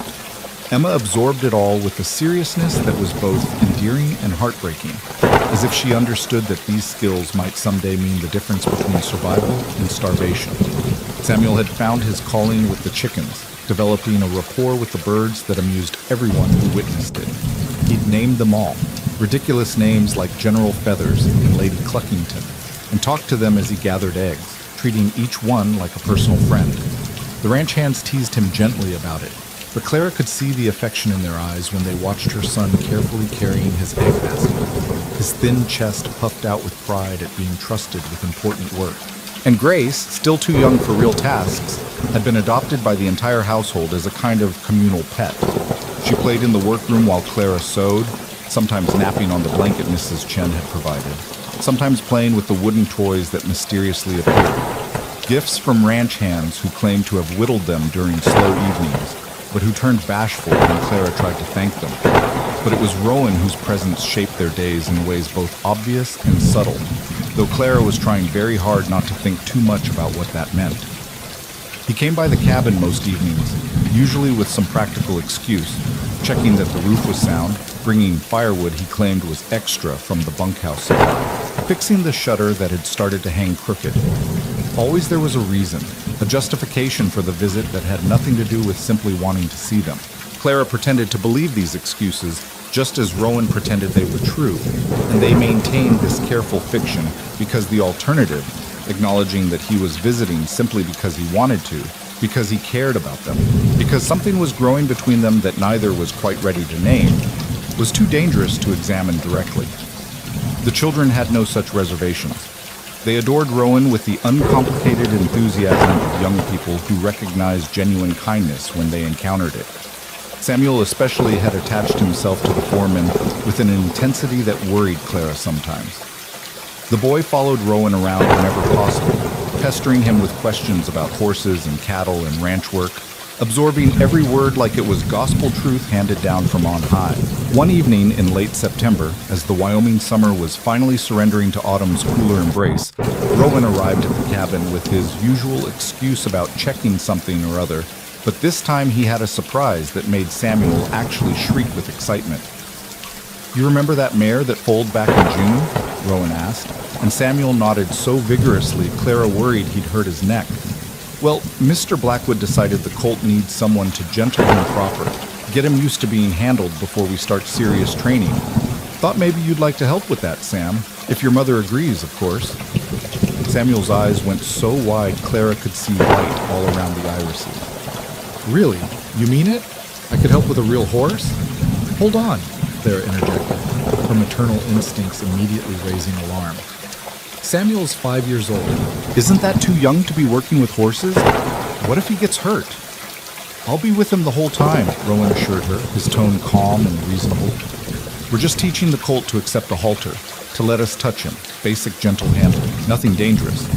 But it's important work, and Sam here strikes me as someone who'd be good at it. Patient, kind, not prone to sudden movements that would spook the animal." He looked at Samuel with an expression of such genuine respect that Clara felt something twist in her chest. "What do you say, son? Think you can handle that responsibility?" Samuel was practically vibrating with eagerness, but he turned to Clara with a pleading expression that she had absolutely no defense against.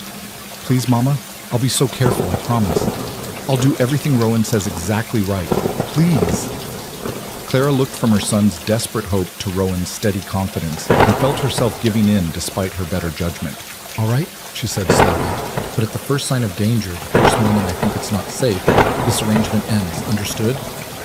"Understood," Rowan agreed solemnly, while Samuel launched himself at Clara in a hug so fierce it nearly knocked her over. "Thank you, thank you, thank you," the boy babbled against her shoulder. "I'll be so good, Mama. You'll see. I'll be the best horse helper ever." Watching Samuel's joy, Clara felt tears prick her eyes. This was what childhood should look like. Excitement over new experiences, trust in adults who promise to keep you safe, hope for tomorrow. For so long, her children had lived in a state of perpetual anxiety, never knowing if they'd eat that day, never certain they'd survive the night. And now, slowly, they were remembering how to be children again. "There's something else," Rowan said, and Clara turned her attention back to him. He looked uncharacteristically uncertain, his hat in his hands, his weight shifting slightly. "There's a church social in Green River next Saturday evening. Music, dancing, food. The whole town turns out for it. I was wondering if you'd like to go. With me. All of you," he added quickly. "The children too, of course. It'd be good for them to meet other families, start feeling like part of the community." Clara's heart did something complicated in her chest. A skip, followed by a flutter, followed by a plunge into her stomach. A church social. With Rowan. That was courting. That was the kind of thing a man did when he was interested in a woman as more than just someone he was helping out of Christian charity. "I don't know," she said carefully. "People will talk." "People are already talking," Rowan told her. Widow living alone in a cabin with 3 children, foreman visiting most evenings, mysterious arrangement with the ranch. Believe me, Green River's had plenty to gossip about already. Might as well give them something worth gossiping over. "But I don't have anything suitable to wear to a social," Clara protested, grasping for objections because the alternative was admitting that she wanted to go. That the idea of spending an evening with Rowan doing something that wasn't related to survival or practicality made her feel something she'd thought was dead and buried with Thomas. "Mrs. Chen mentioned she's got a dress she thinks would fit you," Rowan said, and Clara realized this had been planned, discussed, arranged between the two of them before he ever came to ask her. The thought should have annoyed her, people making decisions about her life. But instead it felt oddly touching. They'd thought about her, cared enough to plan this, wanted to see her have something nice. "Mama, can we go?" Emma asked, appearing in the doorway where she'd clearly been eavesdropping. "There'll be other children there? And music?" "I've never been to a real dance," Samuel added, abandoning all pretense that he hadn't been listening to. Papa always said he'd take us when we got settled, but then he didn't finish the sentence. He didn't need to. They all knew how that story ended. Clara looked at her children's hopeful faces, at Rowan's careful expression that tried to hide how much her answer mattered to him, and felt the last of her resistance crumble. "All right," she said softly. "We'll go. Thank you for the invitation." The smile that broke across Rowan's face was like sunrise, bright and warm and transformative. "Good," he said simply. "That's real good. I'll come by Saturday around 6 to fetch you all." After he left, Emma immediately began pestering Clara about what they'd wear, what the dancing would be like, whether there'd be cake. Samuel wanted to know if there'd be other boys his age, if they'd like him, if they'd think it was impressive that he was helping with a horse. Even Grace seemed to sense the excitement, dancing around the cabin in circles while singing nonsense songs. Clara tried to share their enthusiasm, but underneath the anticipation was a current of anxiety she couldn't quite suppress. She'd been a widow for only 4 months. Was it too soon to be seen in public with another man? What would people think? Would they judge her? Whisper that she'd dishonored Thomas's memory? Spread rumors that she'd been involved with Rowan, even before her husband died? That night, after the children were asleep, Clara sat by the fire and let herself think about Thomas properly, for the first time in weeks.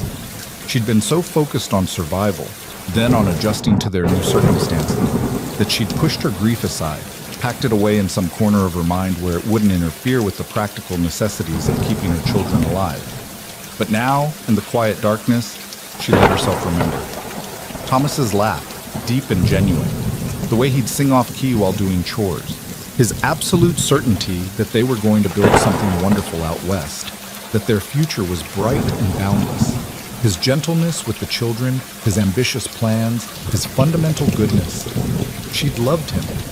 She still loved him, in the way you love someone who shaped your life and gave you your children and then left a Thomas-shaped hole in the world when he departed. But that love was complicated now by the reality of what had come after, the desperate struggle to survive, the moments when she'd been angry at him for dying, for leaving her alone, for dragging them out west to pursue his dreams, and then abandoning her to deal with the nightmare those dreams became. Was it a betrayal to feel something for Rowan? To look forward to seeing him each evening, to notice the way his eyes crinkled when he smiled, to feel safe in his presence in a way she hadn't felt safe in months? Was it wrong to be attracted to his quiet strength, his steady reliability, the way he treated her children with genuine affection rather than obligation? Clara didn't know. She suspected Thomas, generous soul that he'd been, would have wanted her to find happiness again, would have wanted their children to have a father figure in their lives. But knowing what Thomas would have wanted and allowing herself to pursue it were two very different things. Saturday arrived faster than Clara expected, marked by a flurry of preparation that took over the entire cabin. Mrs. Chen had indeed provided a dress, a simple calico in deep blue with cream-colored buttons, slightly worn but clean and well-maintained. It was too large in some places and too small in others, but Clara had the skills to alter it, working late into the night by firelight to take it in at the waist, let out the hem, adjust the sleeves. When she finally tried on the finished product, Emma gasped. "Mama, you look so pretty!" Clara examined herself in the small, cracked mirror that hung near the door, the only mirror in the cabin. The woman looking back at her was thinner than she remembered, her face more angular, her eyes older. But the dress fit well, and with her hair washed and properly braided, she looked almost like her old self. Almost like a woman who might reasonably attend a social function rather than a desperate widow living in a tent. The children were equally transformed. Mrs. Chen had provided clothes for them too. A dress for Emma in yellow cotton that made her look suddenly grown up, proper pants and a shirt for Samuel that weren't patched or too large. A tiny dress for Grace with ruffles at the hem that made the little girl twirl with delight. When Rowan arrived at 6 o'clock as promised, Clara saw his eyes widen slightly as he took them all in. "Well," he said after a moment, "don't you all look fine?" He'd clearly made an effort himself. His shirt was clean and pressed, his pants free of the dust and dirt that usually marked his workdays, his boots polished, his hair still damp from washing. He'd even shaved, revealing a strong jawline that Clara realized she'd never properly seen beneath the usual stubble. The ride into Green River took about 40 minutes, all of them squeezed onto Rowan's mare, and a second horse he'd borrowed for the occasion.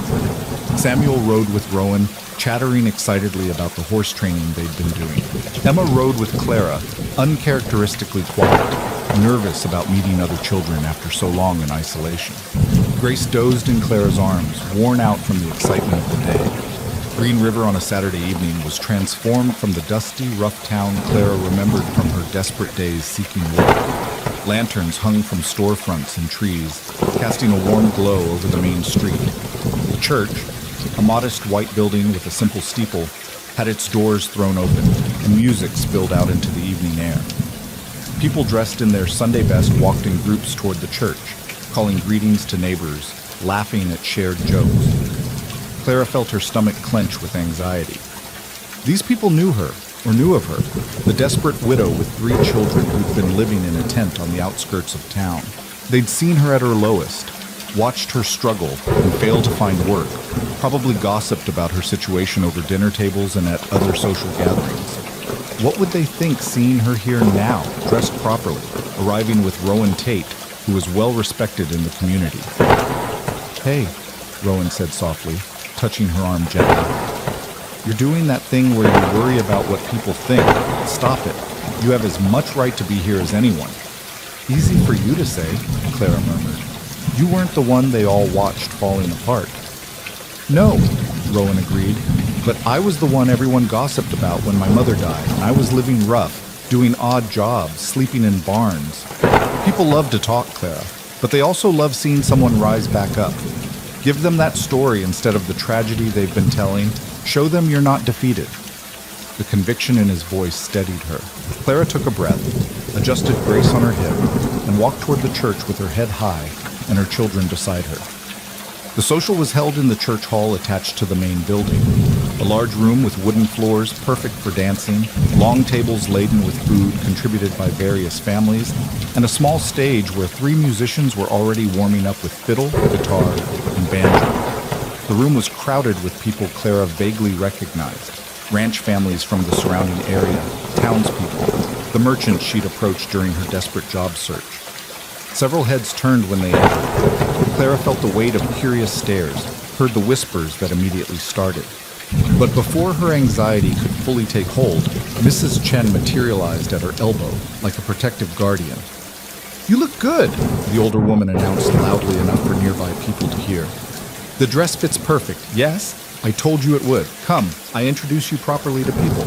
Not as desperate widow, but as my seamstress who does excellent work."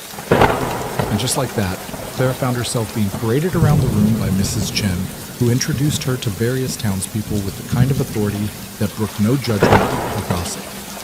This was Mrs. Chen's employee, her tone implied, and anyone who had a problem with that could take it up with her directly. Several women Clara had previously approached for work now greeted her with cautious friendliness, perhaps remembering that they'd turned her away in her time of need and feeling awkward about it. The Reverend's wife was particularly effusive, gushing about how wonderful it was that Clara had found stable employment, how good it was for the children to be properly settled. Clara smiled and nodded and said the right things, all while feeling like she was playing a role in some elaborate theater production. This polite, grateful version of herself felt distant from the desperate, angry woman who'd lived in that tent, as if that Clara had been someone else entirely. The children, meanwhile, had been absorbed into various groups. Emma had been claimed by a cluster of girls near her age who were giggling over something by the food table. Samuel had found several boys who were staging an elaborate game involving pretending the floor was lava and the chairs were safe islands. Grace had been scooped up by a kindly grandmother type who was cooing over her ruffled dress and feeding her small pieces of cookie. Rowan stayed nearby, not hovering exactly, but present, a solid, steady presence that Clara found herself unconsciously drifting toward whenever the social interactions became overwhelming. He seemed to know half the people in the room, exchanging easy greetings with ranchers, joking with the merchants, respectfully nodding to the town's more prominent citizens. When the music started in earnest, the dance floor began to fill with couples. Clara watched from the sidelines, her foot tapping unconsciously to the lively fiddle tune. It had been so long since she'd danced, since she'd done anything purely for enjoyment rather than survival. The last time had been at a harvest festival back in Kansas City, before Thomas had gotten the idea to move west, before everything had fallen apart. "Dance with me," Rowan said beside her, and Clara startled. She'd been so lost in memory she hadn't noticed him approaching. "I don't know if I should," Clara said hesitantly. "People are already talking." "Let them talk," Rowan interrupted. "You said yourself they're already gossiping. Might as well give them something worth their breath." He held out his hand, patient, not pushing, just offering. "One dance, Clara. Just want one. When's the last time you did something just because it made you happy?"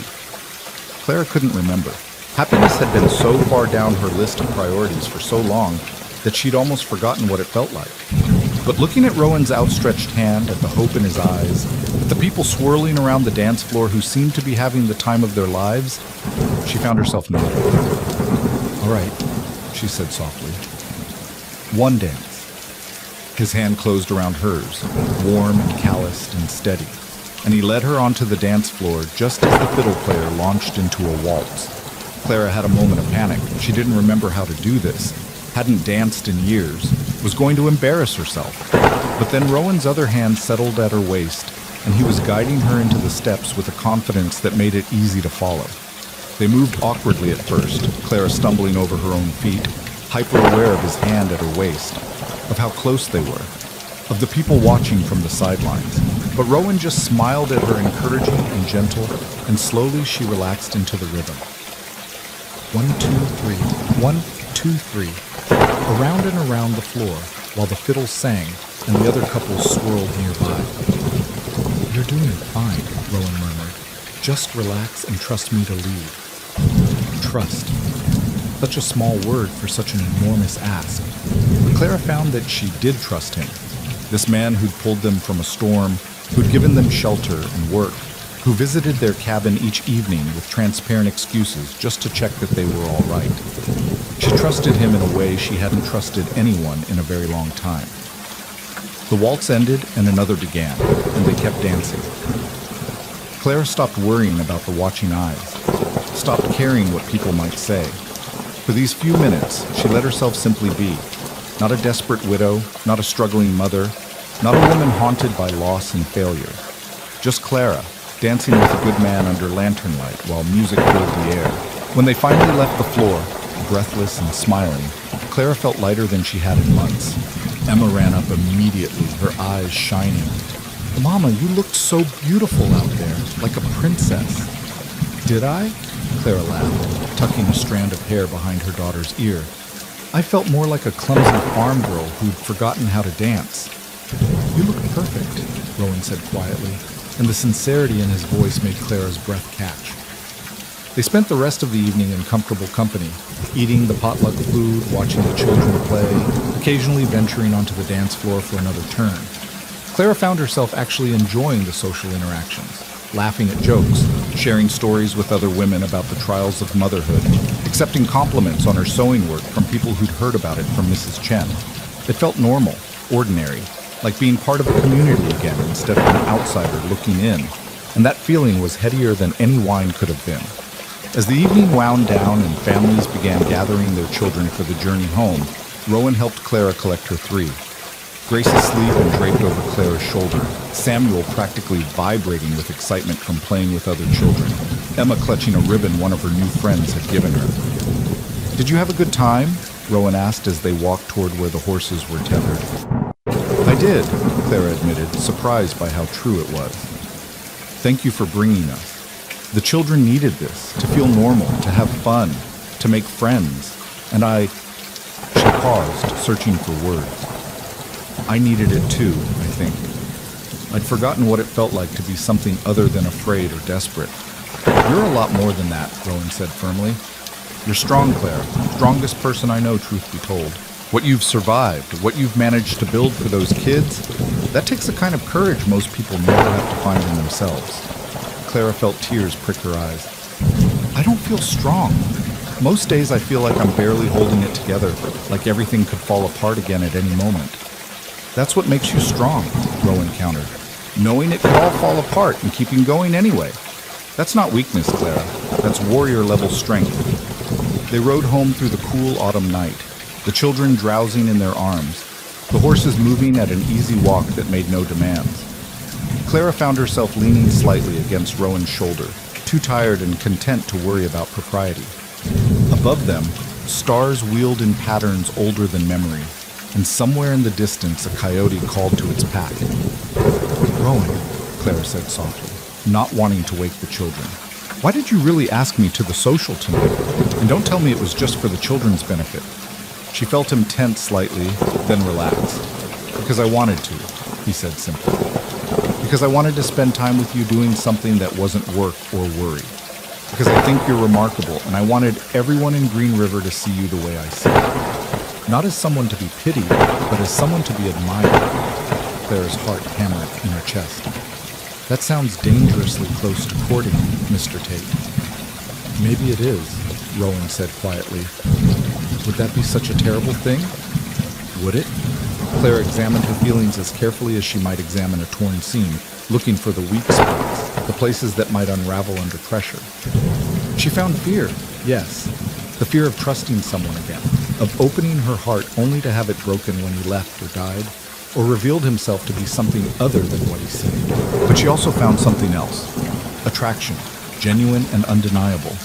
The flutter she felt when she saw him riding up to the cabin each evening, the way her day felt more complete when he was part of it, the growing certainty that what she felt for him was developing into something deeper than gratitude or friendship. "It's only been 4 months since Thomas died," she said finally. "People will say it's too soon, that I'm dishonoring his memory." "Thomas is dead," Rowan said, not unkindly but bluntly. "And you're alive. You've got a whole life ahead of you, Clara. You think he'd want you to spend it alone out of some misplaced sense of loyalty to his memory?" "I don't know what he'd want," Clara admitted. "We never talked about it. We were young. We thought we had forever. We didn't plan for him dying and leaving me alone with 3 children and no money and no prospects. Then maybe it's time to stop worrying about what the dead would want and start thinking about what you want," Rowan suggested gently. "What do you want, Clara?" The question hung in the air between them, enormous and terrifying. What did she want? For months, Clara had been so focused on basic survival that she'd forgotten she was allowed to want anything beyond food and shelter. But now, with her children safe and fed and sleeping peacefully in her arms, with steady work and a solid roof over their heads, she found she could think beyond mere survival to something that looked almost like happiness. "I want my children to be safe and healthy and happy," she said slowly. "I want them to grow up feeling secure, knowing they're loved. I want Emma to keep that spark of intelligence and curiosity. I want Samuel to stay gentle and kind. I want Grace to never remember what it felt like to go to bed hungry." "Those are good wants," Rowan said. "What do you want for yourself?" Clara took a shaky breath. "I want to feel like I'm living again instead of just surviving. I want to go to bed at night without constantly waiting for the next disaster. I want to..." She paused, gathering courage. "I want to believe that good things can happen to me, that not everyone I care about will leave or die or disappoint me." "I'm not going anywhere," Rowan said quietly, but with absolute conviction.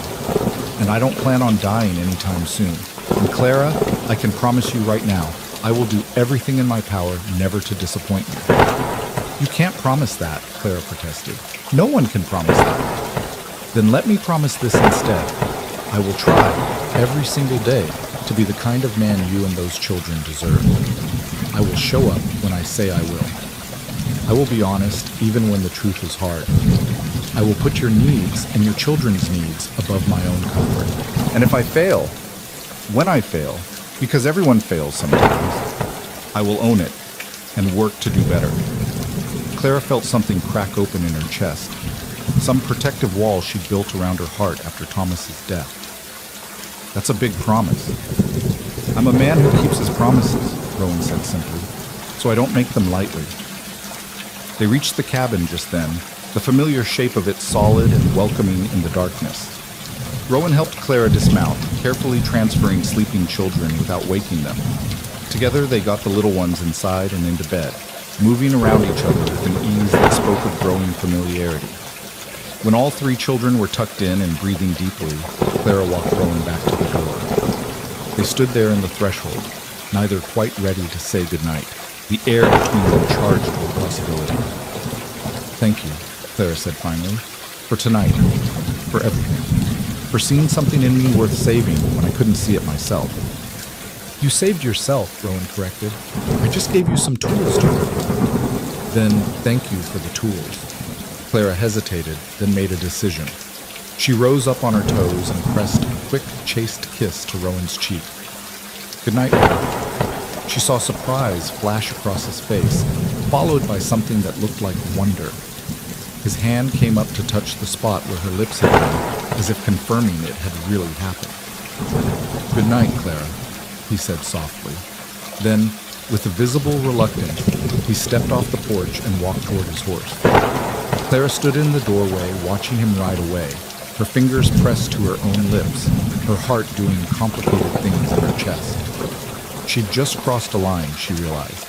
That kiss, innocent as it had been, represented an acknowledgement that something was happening between them, something that went beyond gratitude or friendship, or the simple kindness of one person helping another.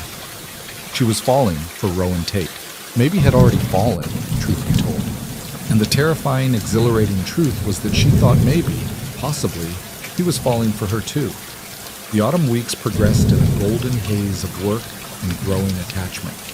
Clara's skills as a seamstress became well known in Green River, and soon people were bringing their mending directly to her at the cabin, willing to pay for quality work.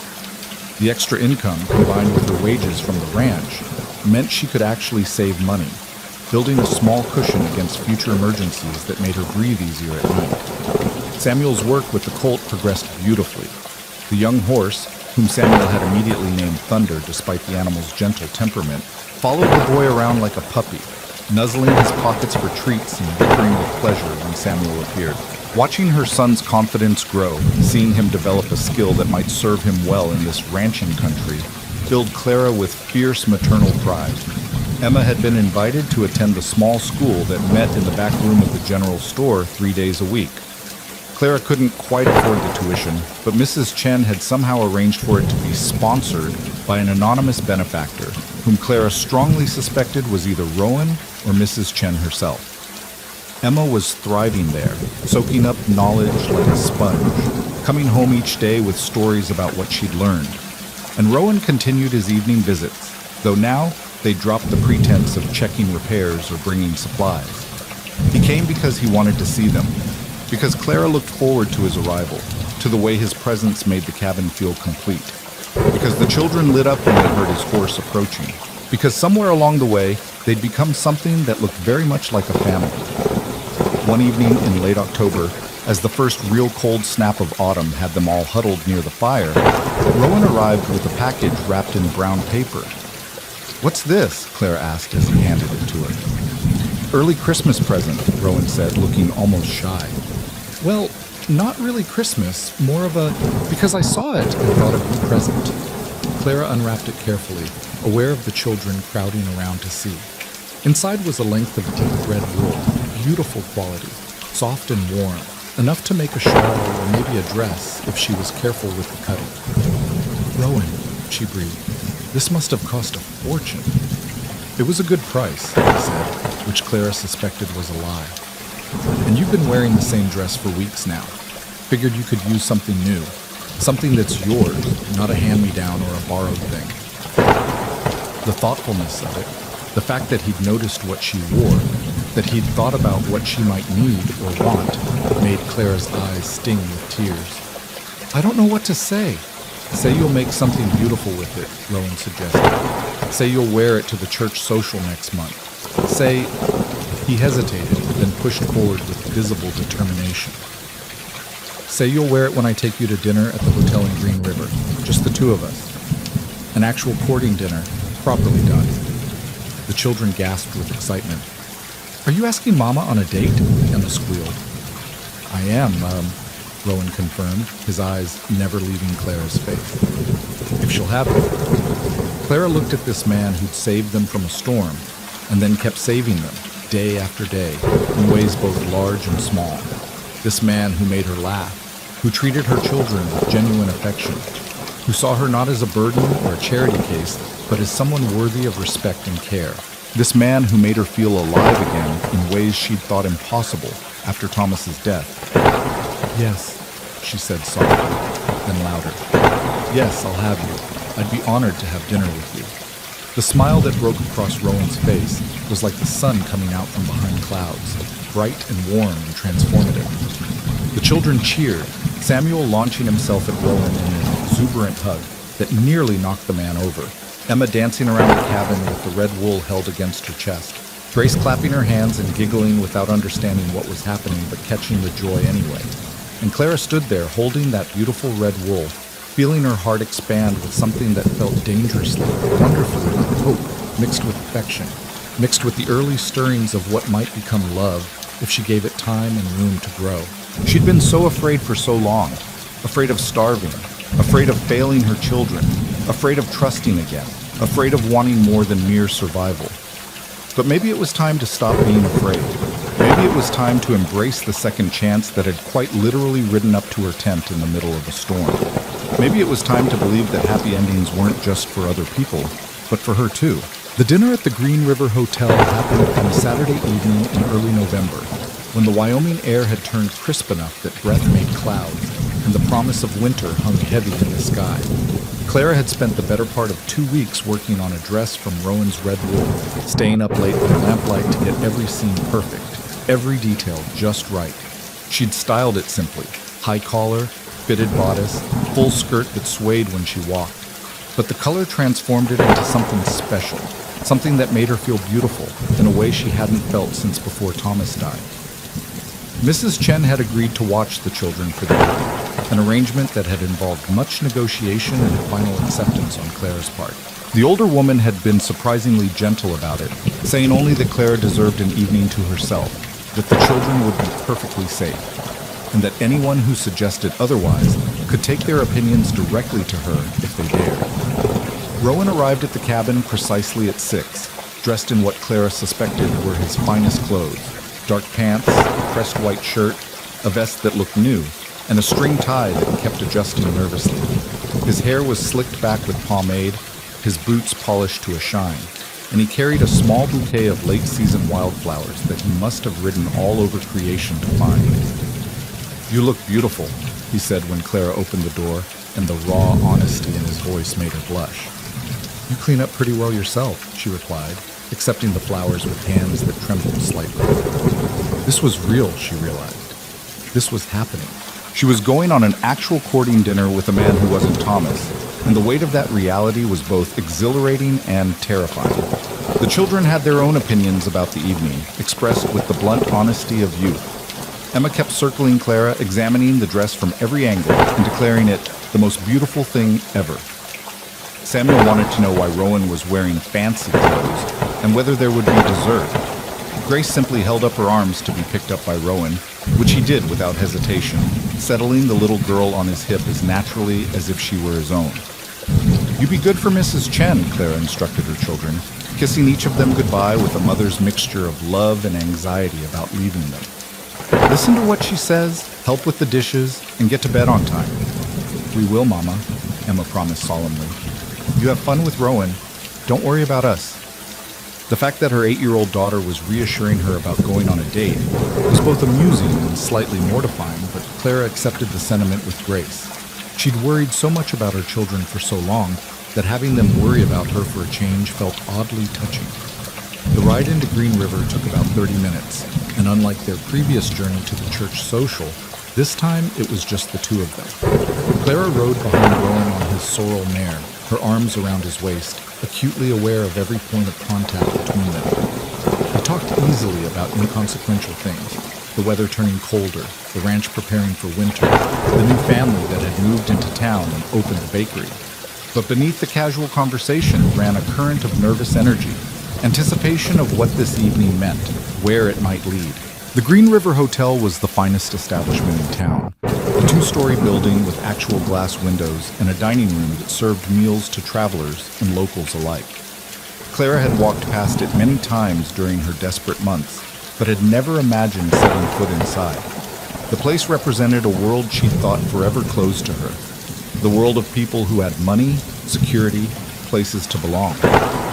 Rowan helped her dismount, offered his arm with old-fashioned courtesy, and escorted her through the front door like she was royalty rather than a widow who'd been living in a tent just months ago. The dining room was warm and inviting, lit by oil lamps that cast a golden glow over white tablecloths and a real china plate. Several tables were occupied by other diners, ranchers and their wives, a few traveling salesmen, the bank manager and his family. Heads turned when Clara and Rowan entered, and Clara felt the familiar weight of curious stares. "Just breathe," Rowan murmured near her ear. "You belong here just as much as anyone else." They were seated at a corner table that offered a measure of privacy while still allowing them to see the rest of the room. The proprietor, a heavy-set man named Mr. Ferguson, whom Clara vaguely recognized, greeted Rowan warmly and treated Clara with the kind of respectful courtesy that suggested he'd been instructed to do so, possibly by Mrs. Chen or Rowan himself. "The special tonight is roast beef with potatoes and carrots," Mr. Ferguson announced. "We've also got chicken and dumplings and a nice pork roast. To drink, we have coffee, tea, or lemonade." Clara couldn't remember the last time she'd been offered actual choices about food rather than simply eating whatever was available or going without. The menu seemed impossibly luxurious. Real meat, multiple options, side dishes that didn't come from a sack of cornmeal. Her throat tightened with emotion she tried to hide. "The roast beef sounds wonderful," she managed. "Make that 2, Rowan added, "and coffee for both of us." When Mr. Ferguson departed to place their order, Clara looked around the dining room with fresh eyes. She recognized several people now. The dry goods merchant who'd bought her wedding ring and then forgotten his promise to help feed her children, the banker who'd refused her request for a small loan, the Reverend's wife who'd expressed concern about Clara's situation but hadn't actually offered any concrete assistance. These were people who'd seen her at her lowest, who'd witnessed her desperation and done nothing meaningful to help. "Stop," Rowan said gently, and Clara realized her hands were clenched on the tablecloth. "I can see you remembering all the times people failed. Don't let them take this evening from you. Don't give them that power." "It's hard not to think about it," Clara admitted quietly. "Being here, seeing them, it reminds me of going door to door begging for work, for help, for anything, and being turned away again and again." "I know," Rowan said. "But Clara, look at where you are now. You're not begging anymore. You're here as a paying customer, wearing a dress you made with your own skilled hands, having earned your place through hard work and determination. You're not the desperate woman they remember. You're something stronger, something that survived what would have broken most people." Clara met his eyes and saw absolute conviction there, absolute belief in her. It was intoxicating and terrifying in equal measure, being seen that way, being believed in with such certainty.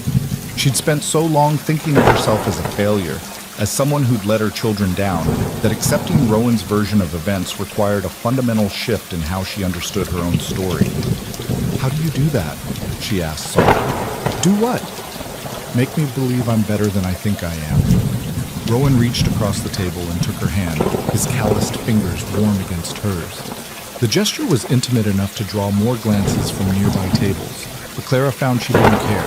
Let them look, let them whisper. She was done living her life according to other people's judgment. "I don't make you believe anything," Rowan said. "I just reflect back what's already there.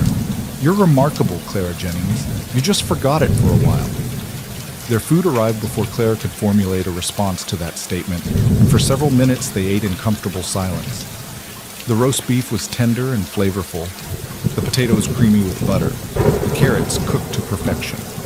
It was without question the finest meal Clara had eaten since leaving Kansas City, and she found herself savoring every bite, making it last as long as possible.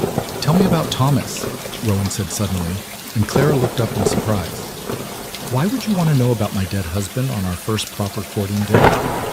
"Because he was part of your life, part of what made you who you are," Rowan said simply. "And because if we're going to move forward, and I hope we are, then I need to understand where you've been. I'm not threatened by his memory, Clara. I'm not trying to replace him or compete with him. I just want to know the whole of you, and he's part of that story." The thoughtfulness of it, the mature understanding that her past didn't have to be hidden or ignored, loosened something in Clara's chest. She set down her fork and took a sip of coffee, gathering her thoughts. "Thomas was a good man," she said finally. kind, ambitious, full of dreams about what we could build out west. He wanted land, wanted to create something lasting for our children. He saw opportunity where I saw risk, and his enthusiasm was infectious enough that I agreed to leave everything familiar and come out here with him. Do you regret it, coming west? Clara considered that. I regret how it turned out. I regret that he died and left us stranded. But do I regret the choice itself? I don't know. Maybe if we'd stayed in Kansas City, things would have been better. Maybe worse. There's no way to know what might have been. What was he like? As a husband? As a father? He loved the children fiercely, Clara said, her voice growing thick with emotion. He was patient with them, playful in a way I never quite managed to be. He'd carve toys for Samuel, tell elaborate stories to Emma, spend hours just holding Grace when she was fussy. He wasn't perfect. He could be impractical, too focused on dreams and not enough on reality, but he tried. He really tried to give us a good life. Sounds like a man worth remembering, Rowan said quietly. He was. Clara paused, then decided to push forward with honesty. But Rowan, I need you to understand something. I love Thomas. Part of me always will. He gave me my children, he was my partner for years, and his death nearly destroyed me. But that love lives in the past. It's a memory, not a present reality. And what I'm feeling now, what's growing between us, that's not a betrayal of him. That's me choosing to keep living instead of becoming a ghost myself. Rowan's grip on her hand tightened. I needed to hear that, he admitted. I've been worried that I was pushing too hard, moving too fast, not giving you enough time to grieve properly. There is no proper way to grieve, Clara said. Everyone tells you there are stages, that you need time, that there are rules about how long you should wait before moving on. But grief isn't neat like that. It's messy and complicated, and it doesn't follow anyone's timeline. I'll probably always carry some sadness about Thomas, some guilt about the circumstances of his death and what came after. But that doesn't mean I'm not ready to feel something new, something different with someone else. With me, Rowan said, making it a statement rather than a question. With you, Clara confirmed, feeling her cheeks heat. If you'll have me, with all my complications and children and trauma. Clara, I wouldn't want you any other way. The complications and children are part of the package, and the trauma... He paused, searching for words. The trauma is what made you strong enough to survive. I'm not interested in some idealized version of you that never struggled. I want the real woman sitting across from me right now, with all her scars and strengths and the 3 children who are probably driving Mrs. Chen to distraction as we speak. Clara laughed at that, the tension breaking. Grace was trying to climb into the flour barrel when we left. Mrs. Chen is definitely earning her evening babysitting fee. They finished dinner in better spirits, the serious conversation having cleared the air between them. Over coffee and a surprisingly good apple pie that Mr. Ferguson recommended, they talked about lighter things. Rowan's early days at the ranch, Clara's childhood in Boston, their shared opinions about various town personalities. It felt natural, easy, like talking to someone she'd known for years rather than months. When they finally emerged from the hotel into the cold November night, Clara felt full in ways that had nothing to do with the meal. She felt seen, understood, accepted for exactly who she was. Not despite her struggles, but including them as part of the whole person, Rowan seemed determined to know and care for. Walk with me a bit before we head back, Rowan suggested, offering his arm. It's a nice night, and I'm not quite ready to share you with the children again yet. Clara slipped her hand through his arm, feeling the solid warmth of him even through his coat. They walked slowly down Green River's main street, which was quiet at this hour with most establishments closed for the evening. Lamplight spilled from windows here and there, and somewhere in the distance someone was playing a piano badly, but enthusiastically. I have something to tell you, Rowan said after they'd walked a ways in comfortable silence. Something I probably should have mentioned before, but didn't know how to bring up. Clara felt anxiety spike in her chest. This was it, the catch, the hidden complication, the thing that would make all of this too good to be true. What is it? Mr. Blackwood, the ranch owner, he's getting on in years and his health isn't what it used to be. He's been talking about retirement, about maybe selling the ranch or finding someone to take it over. And he's indicated that he might be willing to make me a partner if I can come up with part of the purchase price. Rowan, that's wonderful, Clara said, relief flooding through her that this wasn't bad news. That's what you've been working toward, isn't it? It is, Rowan agreed. But here's the thing. If it happens, if I become part owner of the Dusty Spur, that comes with the main ranch house. The big house where Mr. Blackwood lives now. It's got 5 bedrooms, Clara. A real kitchen with a proper stove, a parlor, and a dining room. Space for a family. He stopped walking and turned to face her, taking both her hands in his.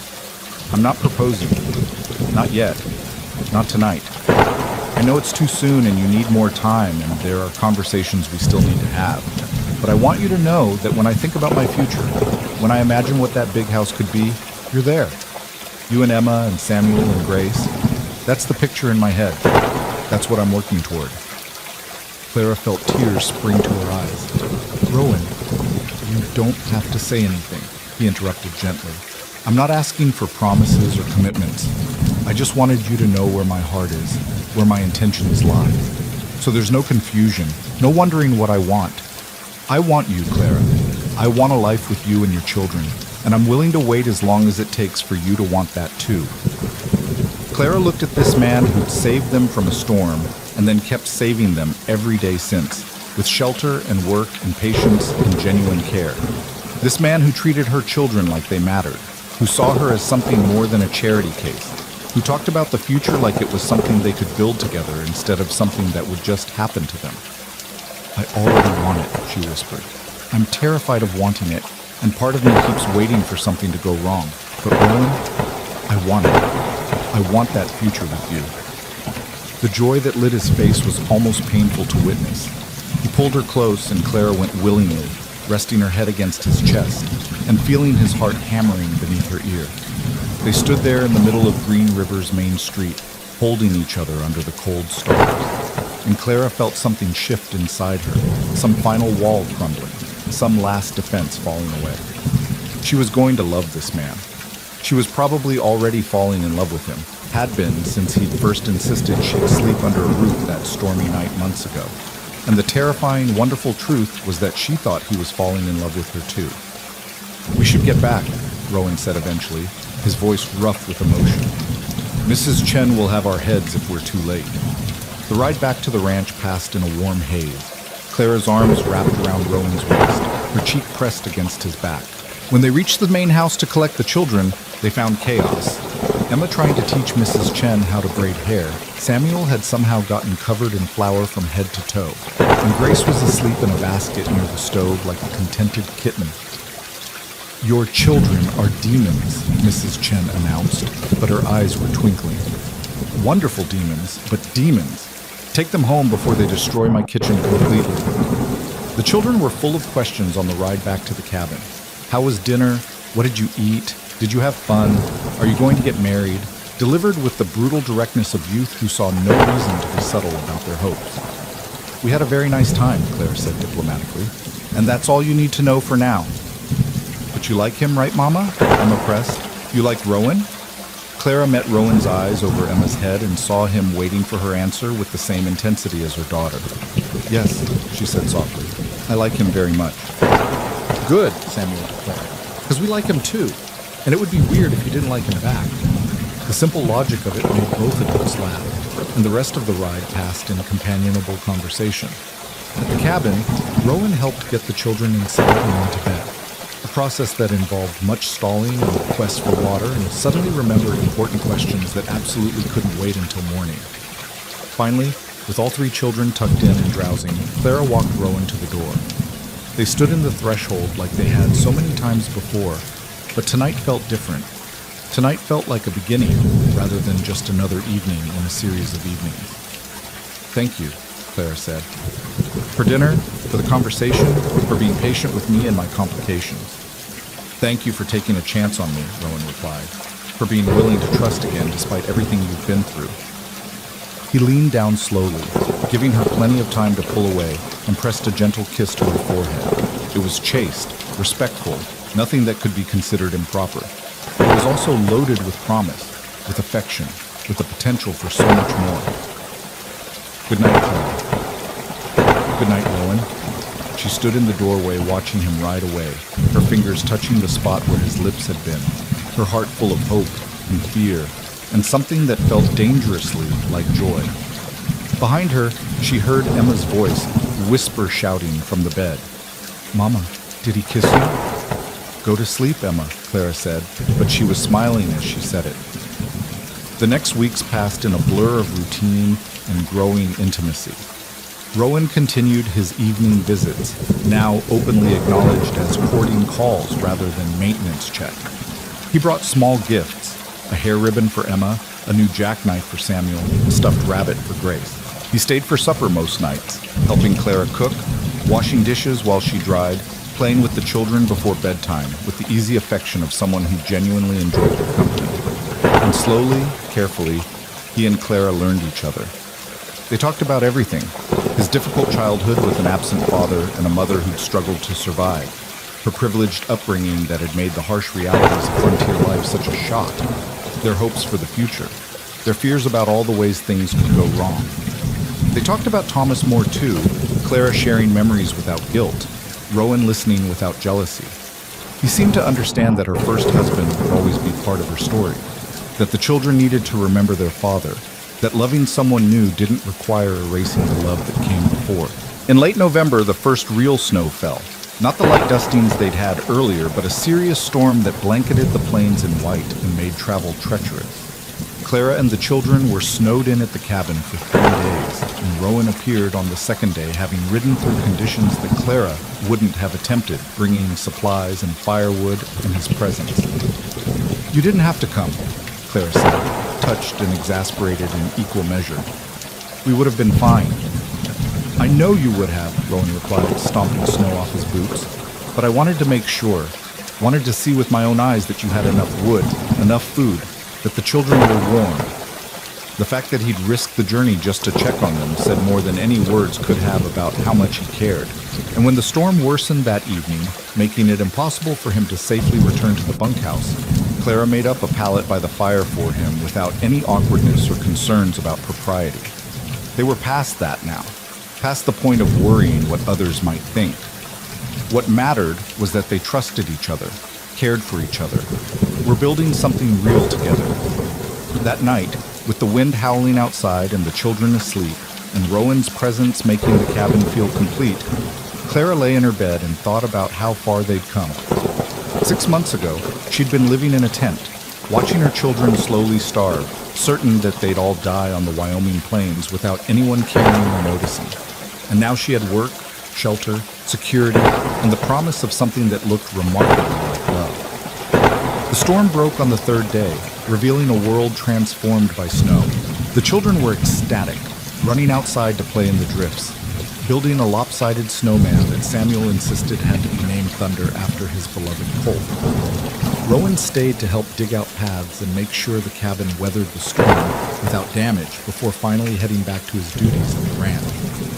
"I'll be back tomorrow," he promised Clara at the door. "Mr. Blackwood wants to talk to me about the partnership. It might be happening sooner than we thought." "That's wonderful," Clara said, meaning it. "I'll keep my fingers crossed for you." But the next evening, when Rowan arrived, his expression was troubled. Clara knew immediately that something was wrong. "What happened?" she asked, as soon as the children were occupied with their own activities and she and Rowan could speak privately on the porch. "Mr. Blackwood is ready to move forward with the partnership," Rowan said. "But there's a complication. His nephew, a man named Garrett Blackwood who lives back east, has expressed interest in the ranch. He's offering to buy the whole operation outright, for more money than Mr. Blackwood would get from selling me a partnership share." Clara felt cold dread settle in her stomach. "So what does that mean?" "It means Mr. Blackwood is considering the offer," Rowan said, his jaw tight with frustration. "The nephew has money, connections, business experience. On paper, he's the better choice. And if Mr. Blackwood sells to him instead of bringing me on as partner, then I lose the main house, lose the opportunity I've been working toward for years." "But you'd still have your job," Clara said, trying to find the positive. "You'd still be foreman." "Maybe," Rowan said grimly. "Or maybe Garrett Blackwood brings in his own people, his own foreman. Maybe he cleans house and starts fresh. That's what businessmen from back east tend to do when they buy Western properties. remake them in their own image, get rid of anyone who might represent the old way of doing things. The implications of what he was saying hit Clara like a physical blow. If Rowan lost his position, he'd have to find work elsewhere. He'd have to leave the Dusty Spur, maybe leave Green River entirely. And if he left... Clara, Rowan said urgently, taking her hands, whatever happens, this doesn't change what I feel for you. If I have to leave, if I have to find work somewhere else, I'll find a way to come back, or I'll take you with me. I'm not letting you go, no matter what Garrett Blackwood does or doesn't do. You can't promise that, Clara said, her voice shaking. You can't know what choices you'll have to make, what opportunities might come up elsewhere. And I can't uproot my children again, Rowan. Not when they're finally settled, finally stable. I can't drag them from place to place chasing another uncertain future. Then I'll stay, Rowan said fiercely. I'll find work at another ranch nearby, something close enough that I can still see you. Clara, I meant what I said. I want a future with you. I'm not walking away from that because of some business complication. Clara wanted to believe him. God, she wanted to believe him. But she'd learned the hard way that wanting something didn't make it true, that the best intentions could crumble under the weight of practical necessity. What if Rowan couldn't find work nearby? What if the only opportunities were states away? What if this beautiful thing they'd been building was about to be destroyed by circumstances beyond their control, just like everything else in her life seemed to be destroyed? We'll figure it out, Rowan promised, pulling her close. I don't know how yet, but we'll find a way. Trust me, Clara. Please trust me. She wanted to. She did trust him, actually. Trusted his intentions, his sincerity, his genuine care for her and the children. What she didn't trust was the universe, fate, whatever force seemed determined to take away everything good in her life just when she started to believe in it.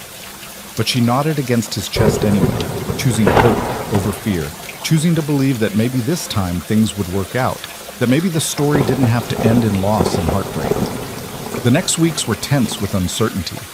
Rowan continued his visits, but there was an undercurrent of worry in everything they did, a shadow over their growing attachment. Mr. Blackwood's nephew was apparently taking his time making a final decision, and the waiting was excruciating. Clara threw herself into her work, taking on extra mending projects, saving every penny she could in case she needed to move the children again, in case the cabin was lost, in case everything fell apart. Again, Emma noticed her mother's stress and tried to help by being extra good, extra responsible, taking over more household tasks without being asked. Samuel became quieter, more withdrawn, as if he sensed that something was wrong but didn't know how to fix it. Even Grace seemed affected, more clingy than usual, crying when Clara left her sight. It was Mrs. Chen who finally confronted Clara about it. "You are walking around like a ghost," the older woman announced one morning in her sewing room, hands on hips in her characteristic no-nonsense stance. "Jumping at every sound, anxious all the time. This is because of the nephew, yes? Because of worry about Rowan's position?" Clara nodded miserably. "If Mr. Blackwood sells to his nephew, everything changes. Rowan might lose his job. We might lose the cabin. I might lose my work here. And I can't..." Her voice broke. "I can't go through that again, Mrs. Chen. I can't watch everything fall apart again. It nearly killed us the first time." Mrs. Chen was quiet for a long moment, her sharp eyes assessing Clara with an intensity that made her want to squirm. Then she sighed heavily and sat down across from Clara at the work table. "I will tell you something," Mrs. Chen said slowly, "but you must promise not to repeat it, not even to Rowan. Not yet. You understand?" Clara nodded, confused but attentive. "Mr. Blackwood, he is old, yes, and his health is not good. But he is not a fool. He sees what his nephew is, a man who cares about money and status, not about land or people or the ranch that has been in his family for 30 years. Garrett Blackwood wants to buy the property, but he will not care for it the way it deserves. He will not care for the people who work here, who have given years of their lives to the Dusty Spur." She leaned forward, her voice dropping. "Mr. Blackwood talks to me because I have been here since the beginning, since his wife was still alive. And he has said, though not in these exact words, that he would prefer to see Rowan become his partner, that he trusts Rowan to maintain what has been built here. The nephew's offer is tempting because it is easy, because it is a simple transaction, but easy is not always right. So what are you saying? Clara asked, hope beginning to flicker in her chest. That Mr. Blackwood might choose Rowan after all? I am saying that Mr. Blackwood needs a reason to choose the harder path, Mrs. Chen said. A reminder of what matters more than money. And I think you might be that reason, if you are brave enough. I don't understand. Mrs. Chen smiled, small and knowing. Mr. Blackwood cares about family, about legacy. His nephew has no children, no wife, no real ties to this place beyond blood and potential profit. But Rowan, if Rowan had a family, had children who would grow up on this ranch, had a reason to put down deep roots and build something lasting, that would mean something to a man like Mr. Blackwood. That would be the kind of legacy he wants for the Dusty Spur. The implication of what Mrs. Chen was suggesting hit Clara like a thunderbolt. You're saying I should, what? Propose to Rowan? Force the issue?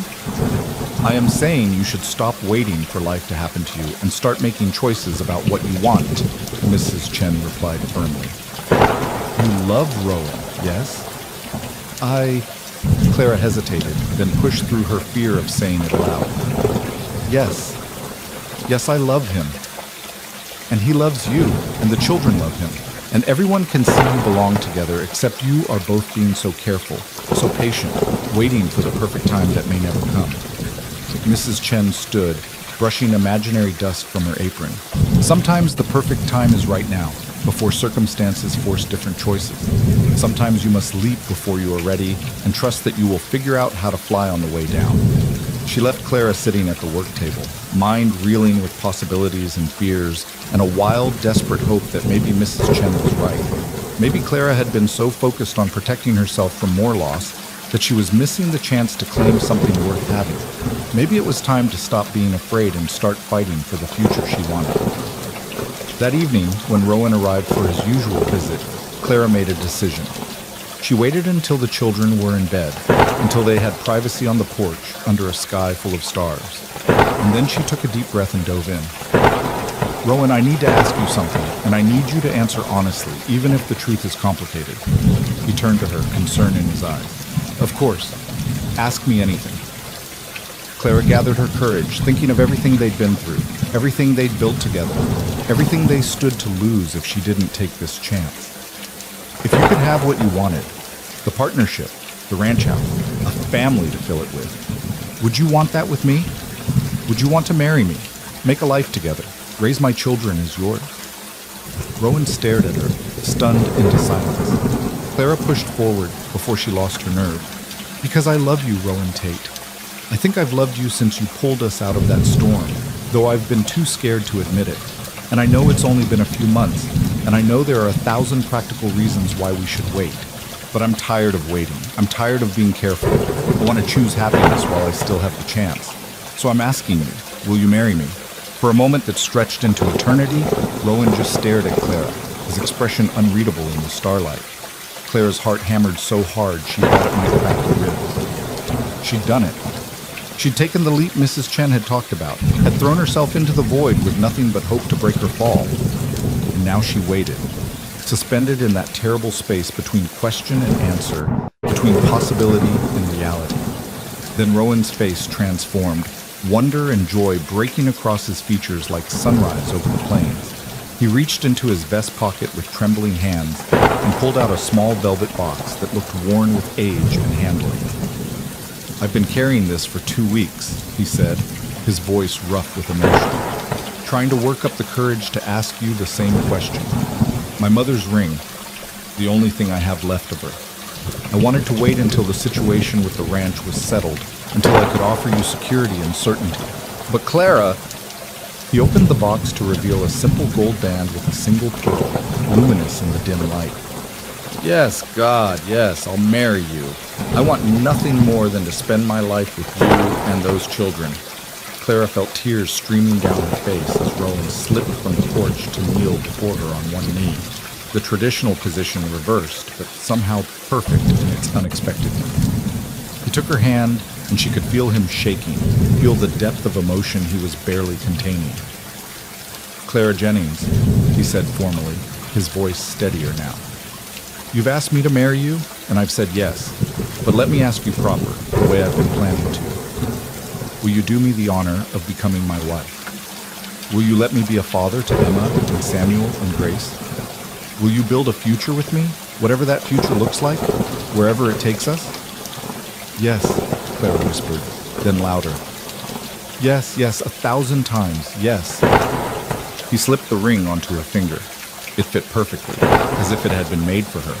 And then he was standing, pulling her into his arms, kissing her with a passion that had been building for months, that tasted of hope and promise and forever. Clara kissed him back with equal fervor, pouring into it all the love she'd been too afraid to speak aloud, all the dreams she'd been too scared to claim. When they finally broke apart, both breathless, she heard squealing from inside the cabin and realized the children had been watching through the window. The door burst open and all three of them came tumbling out, Emma launching herself at Rowan, Samuel grabbing his legs, Grace toddling over with arms raised to be picked up. "Does this mean you're going to be our papa?" Samuel asked, his voice muffled against Rowan's thigh. "If you'll have me," Rowan replied, somehow managing to scoop up all three children while keeping one arm around Clara. "If you want me to be your papa, then that's exactly what I'll be." "We want it," Emma declared. "We've wanted it forever. Right, Samuel?" "Right," Samuel agreed enthusiastically. "Can I call you Papa now, or do we have to wait until after the wedding?" "You can call me whatever you want," Rowan said, his voice thick with emotion. "Papa, Pa, Dad, whatever feels right to you." "Papa," Samuel decided immediately, testing out the word. "Papa Rowan." Grace, not to be left out, patted Rowan's face with her small hand and declared, "Papa," with the absolute certainty of a 3-year-old who'd just made a momentous decision. They stayed out on the porch for another hour, too excited to think about sleep, making plans and dreaming aloud about the future. The children had endless questions. When would the wedding be? Where would they live? Could Thunder the Colt come to the wedding? That Rowan and Clara answered as best they could despite not having worked out most of the details themselves. Finally, when Grace started nodding off against Rowan's shoulder and Samuel couldn't stop yawning, they got the children back to bed. This time, when Rowan prepared to leave, Clara stopped him at the door. "Don't go," she said softly. "Stay. Not," she blushed, "not like that. Not yet. But stay here with us. Sleep by the fire like you did during the storm. I don't want to spend tonight apart, not after this." Rowan's eyes were soft as he nodded. "I'd like that. I'd like that very much." So he stayed, and Clara lay in her bed listening to his steady breathing from across the room, looking at the ring on her finger that caught the dying firelight, and felt something she hadn't felt in longer than she could remember. Absolute certainty that everything was going to be all right. Not just survivable, not just tolerable, but actually genuinely all right. The next morning, they rode together to the main ranch house to share their news. Mrs. Chen took one look at Clara's glowing face and Rowan's proud expression and announced, "Finally, I thought you two would never stop being so careful with each other." "You knew," Clara accused, but she was smiling. "You knew he had the ring." "Of course I knew," Mrs. Chen replied. "Who do you think helped him pick it? Men know nothing about such things. They need guidance." She examined the ring on Clara's finger with a critical eye and nodded approvingly. "Good choice. Simple, elegant, suits you. Now, we must tell Mr. Blackwood. This will matter to him, you know. This will help him make his decision." She led them to Mr. Blackwood's study, where the old rancher was reviewing papers with the kind of frustrated expression that suggested his failing eyesight was making the task difficult.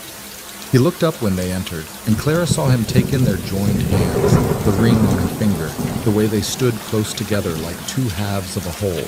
"Well," he said, leaning back in his chair with a slight smile, "this looks like news worth hearing." "Mr. Blackwood," Rowan said formally, "I'd like to introduce you to my fiancée, Clara Jennings. We're engaged to be married."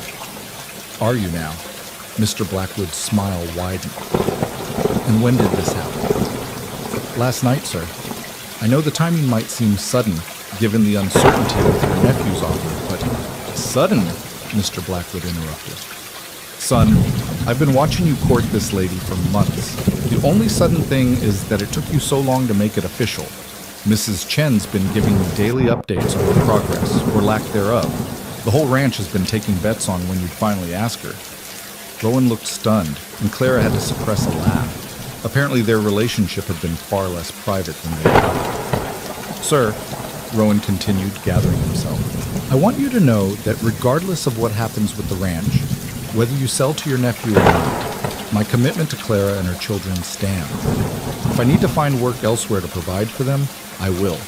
But we're hoping, that we might still have a future here at the Dusty Spur."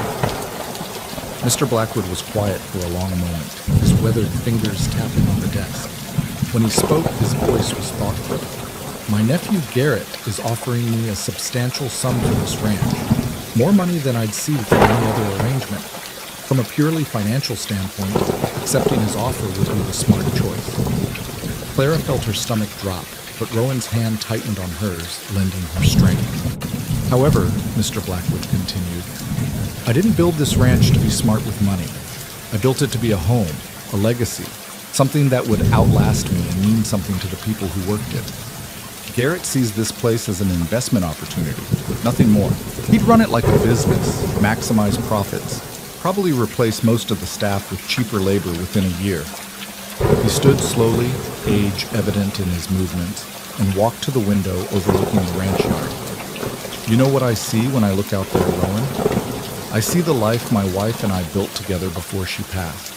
I see 30 years of hard work, and good people, and belonging to something bigger than just profit margins. And when I think about this place after I'm gone, I don't want to imagine it transformed into just another corporate operation.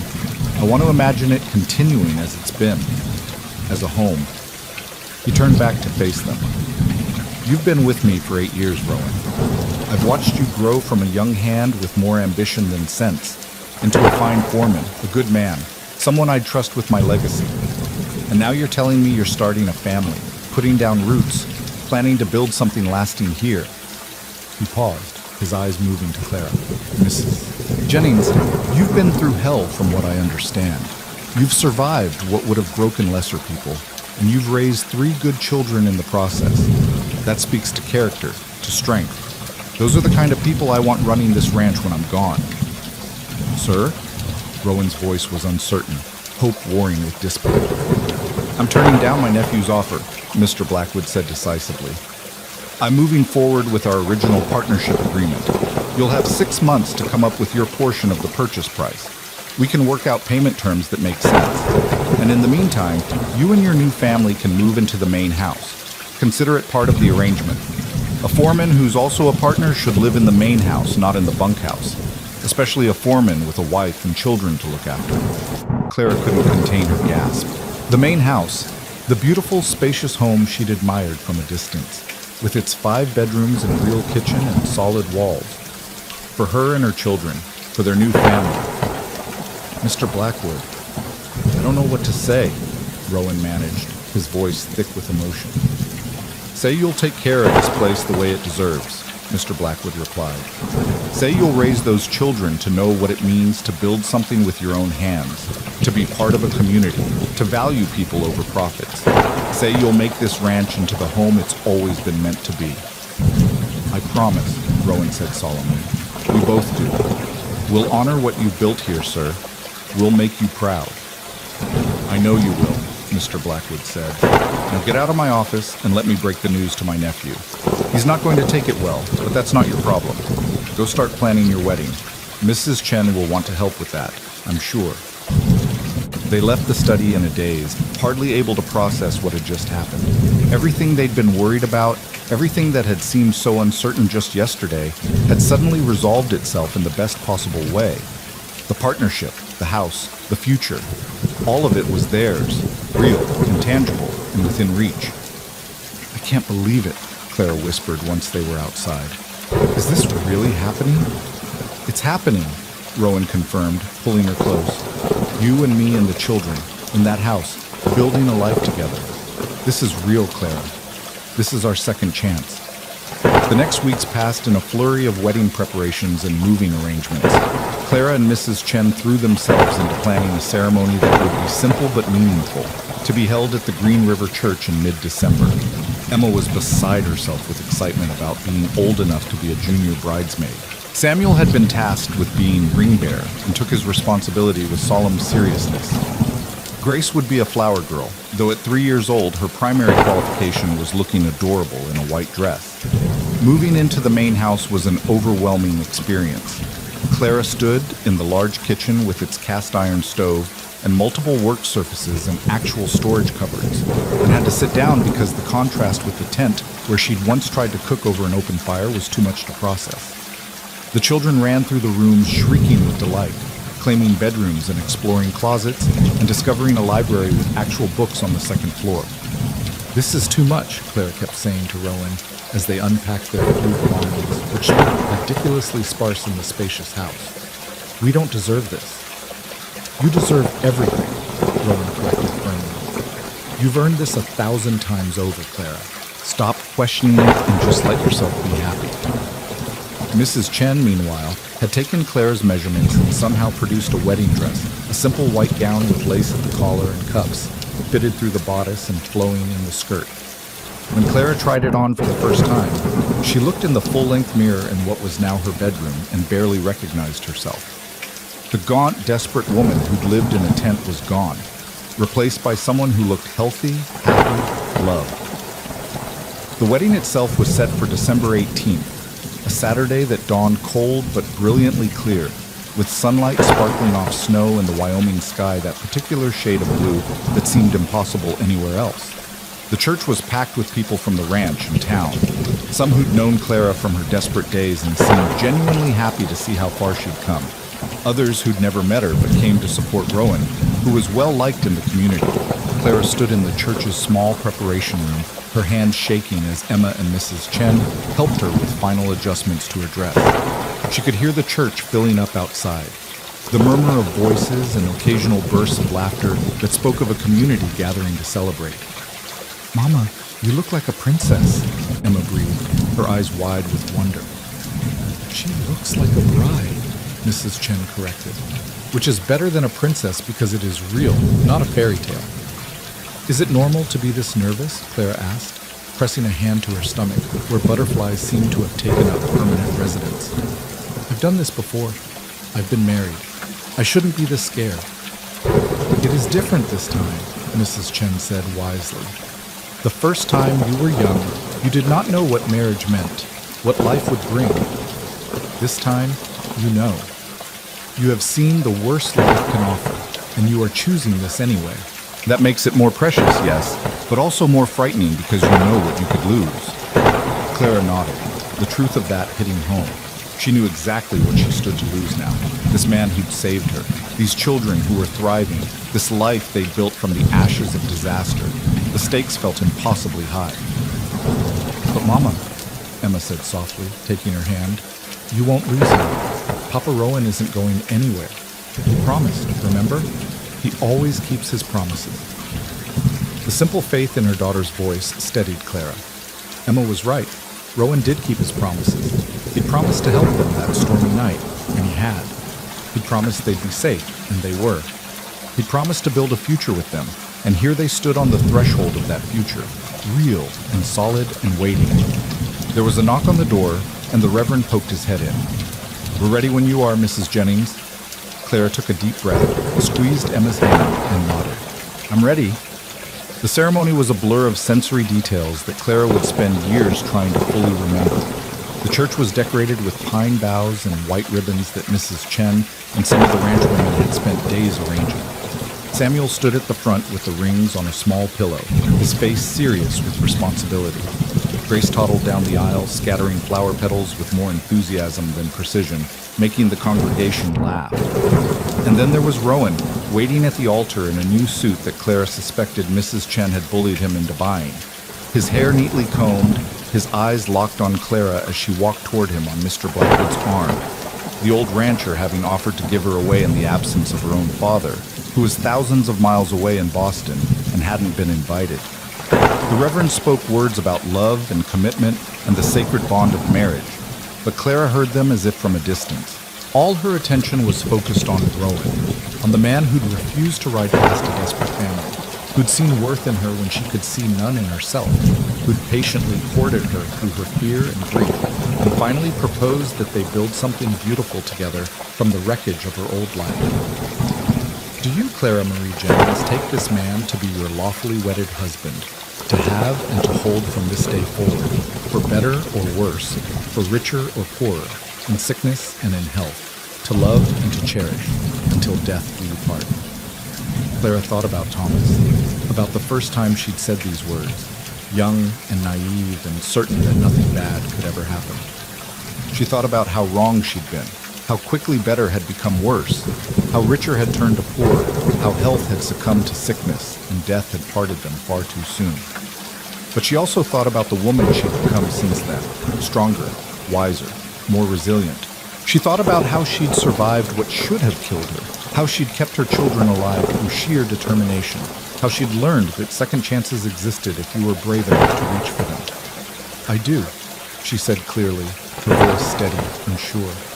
"And do you, Rowan James Tate, take this woman to be your lawfully wedded wife, to have and to hold from this day forward, for better or worse, for richer or poorer, in sickness and in health, to love and to cherish, until death do you part?"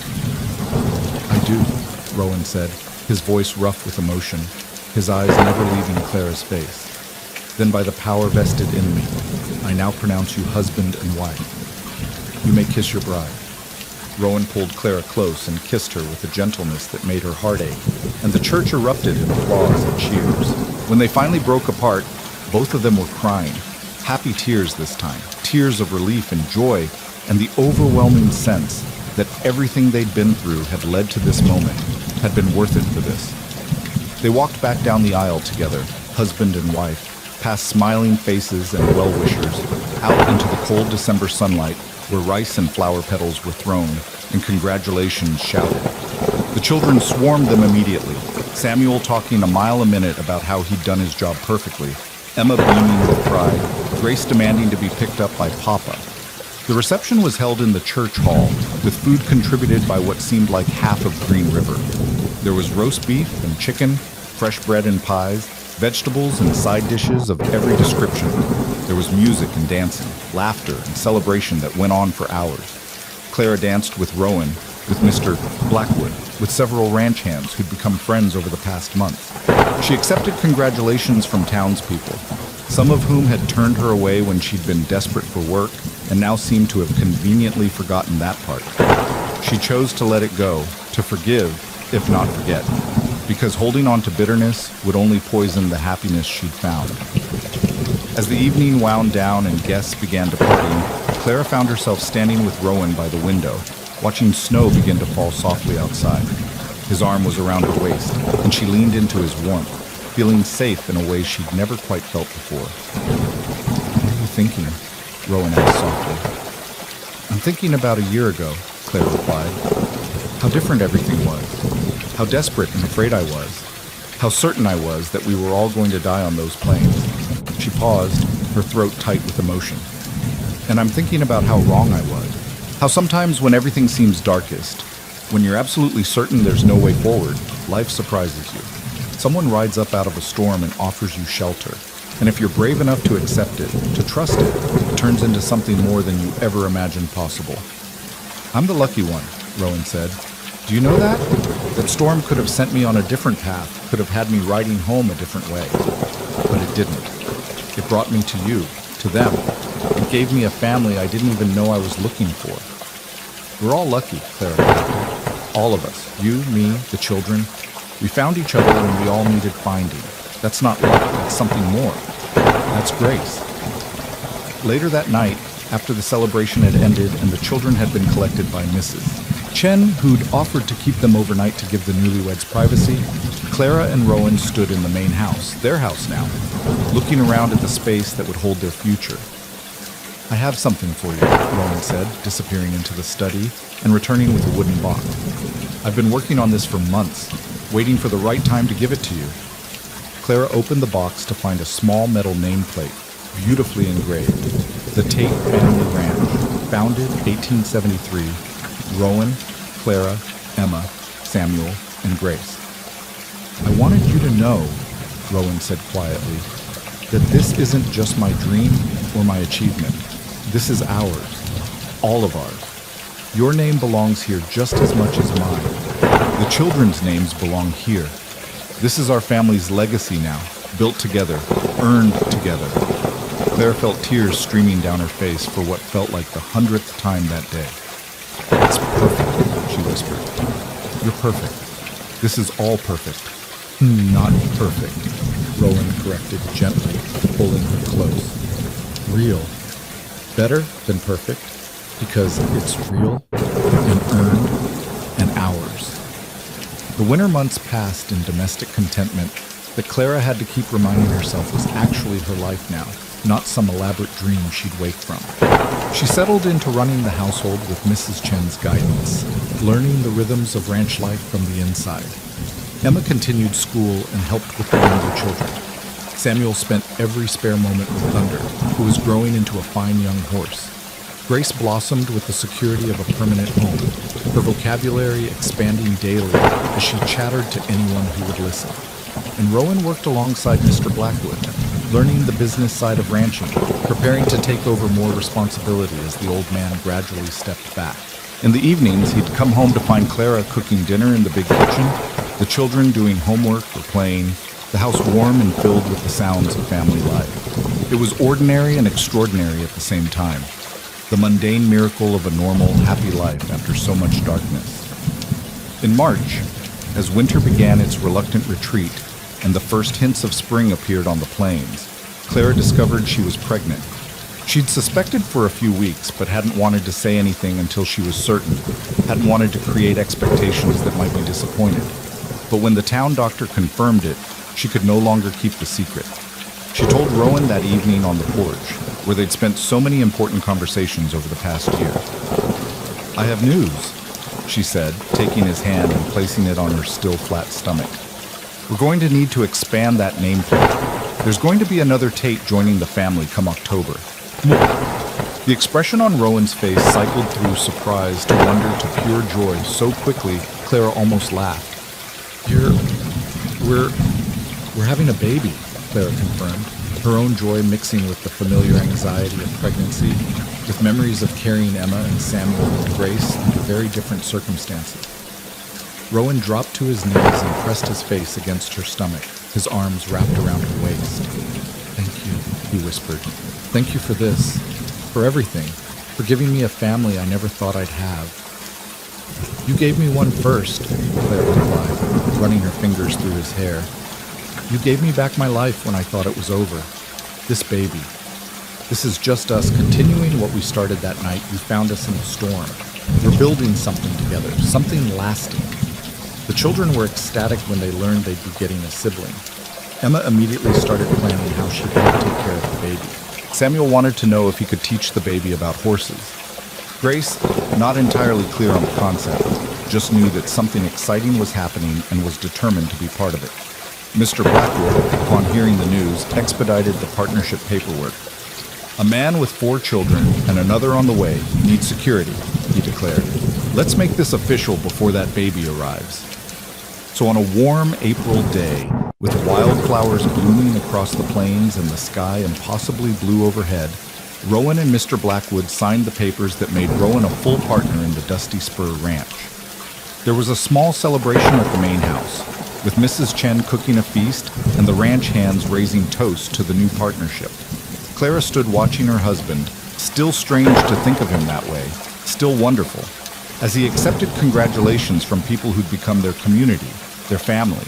She thought about the long, winding road that had brought her here, from Boston society to a tent on the Wyoming plains to this moment of triumph and belonging. The road had been hard, harder than anything she'd imagined when she'd naively agreed to come west with Thomas. She'd lost so much along the way, her husband, her security, nearly her children, almost her will to survive. But she'd also gained things she'd never expected, strength she didn't know she possessed, resilience that had been forged in the fire of desperation, and ultimately this second chance at happiness with a man who saw her scars and loved her anyway.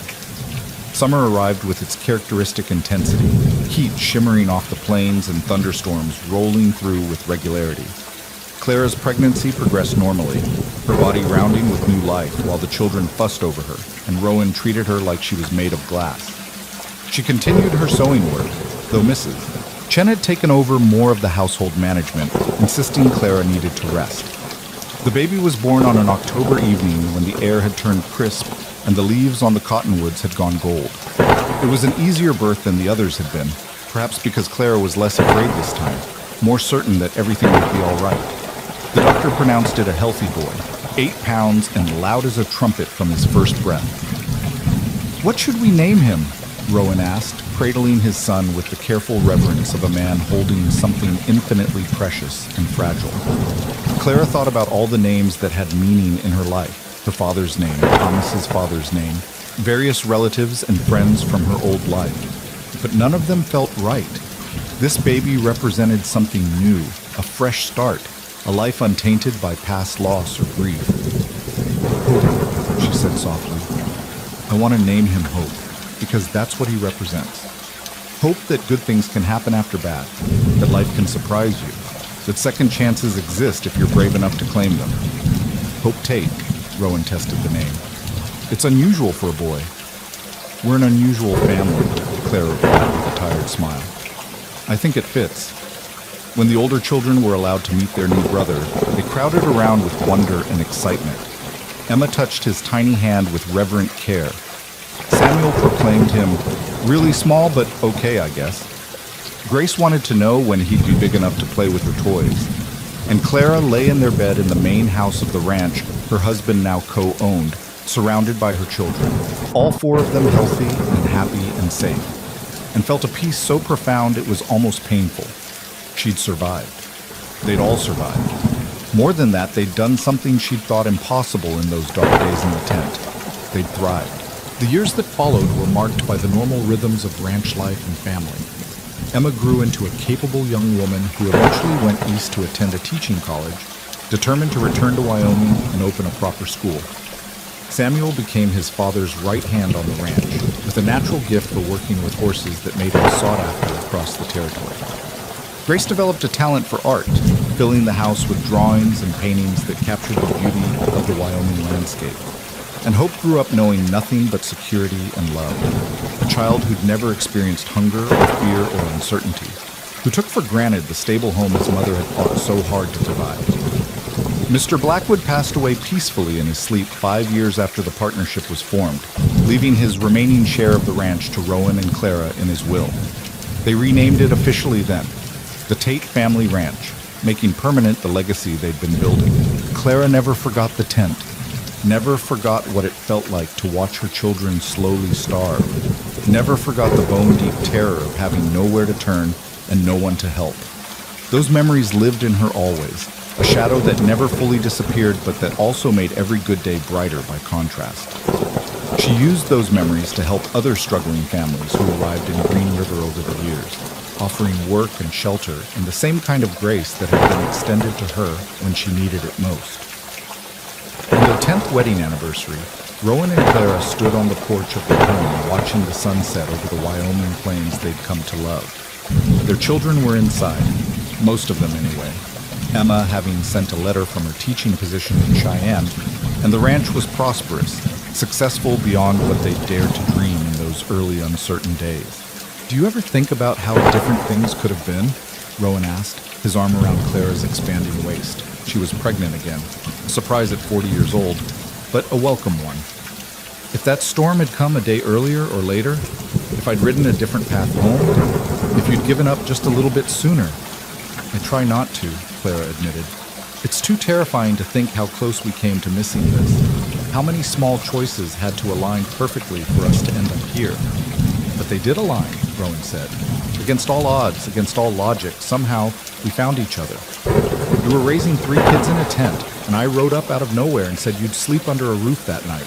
And that one act of basic human kindness turned into this, into a family, a home, a life." Clara leaned into her husband's warmth, watching the sky turn gold and orange and finally purple as the sun disappeared below the horizon. Somewhere in the distance, a coyote called to its pack. And closer by, she heard Samuel's voice as he talked to the horses in the barn. The same gentle tones he'd learned from his stepfather all those years ago.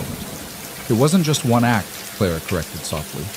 It was 1,000 acts of kindness, day after day, choice after choice, to be patient and generous and hopeful when the easier path would have been to walk away. You didn't just give us a roof that night, Rowan. You gave us a future. You gave us back our lives. We gave each other a future, Rowan replied. You had the courage to accept help when every instinct told you it was dangerous. You had the strength to keep going when anyone else would have given up. You built this life as much as I did, Clara, maybe more. They stood there in comfortable silence as darkness fell and the first stars appeared. The same stars that had shone down on a desperate widow in a failing tent a decade ago. The same stars that would shine down on their children and grandchildren long after they were gone. The Wyoming wind carried the smell of sage and grass and home. And somewhere in the house behind them, Hope laughed at something Samuel had said. The sound pure and joyful and utterly secure. Clara thought about writing a letter to her parents back in Boston, whom she hadn't spoken to since Thomas's death, to tell them about her life now. But she decided against it.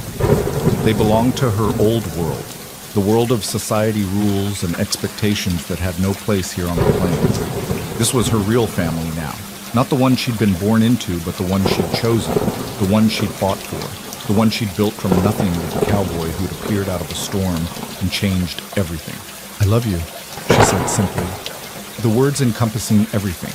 Gratitude and passion and partnership and the deep abiding affection that grew stronger with every passing year. I love you too, Rowan replied. Today, tomorrow, and every day after that, until there are no more days left. That's my promise, Clara. That's my forever. And standing there on the porch of their ranch house, with the night settling around them and their children safe inside, Clara finally fully believed in happy endings.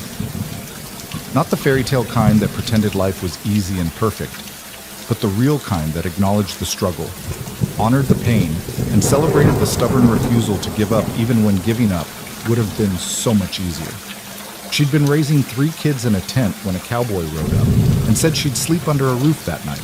She hadn't known then that he was offering so much more than shelter from a storm. He was offering a partnership, a family, a love that would sustain them through whatever challenges lay ahead. She hadn't known that accepting his help would lead here, to this moment, to this life that was so far beyond what she dared to hope for in those desperate days. But she knew it now. She knew it in her bones, in her heart, in every fiber of her being. They'd survived the storm, all of them, and built something beautiful in its wake. And that was enough, more than enough. That was everything. The end.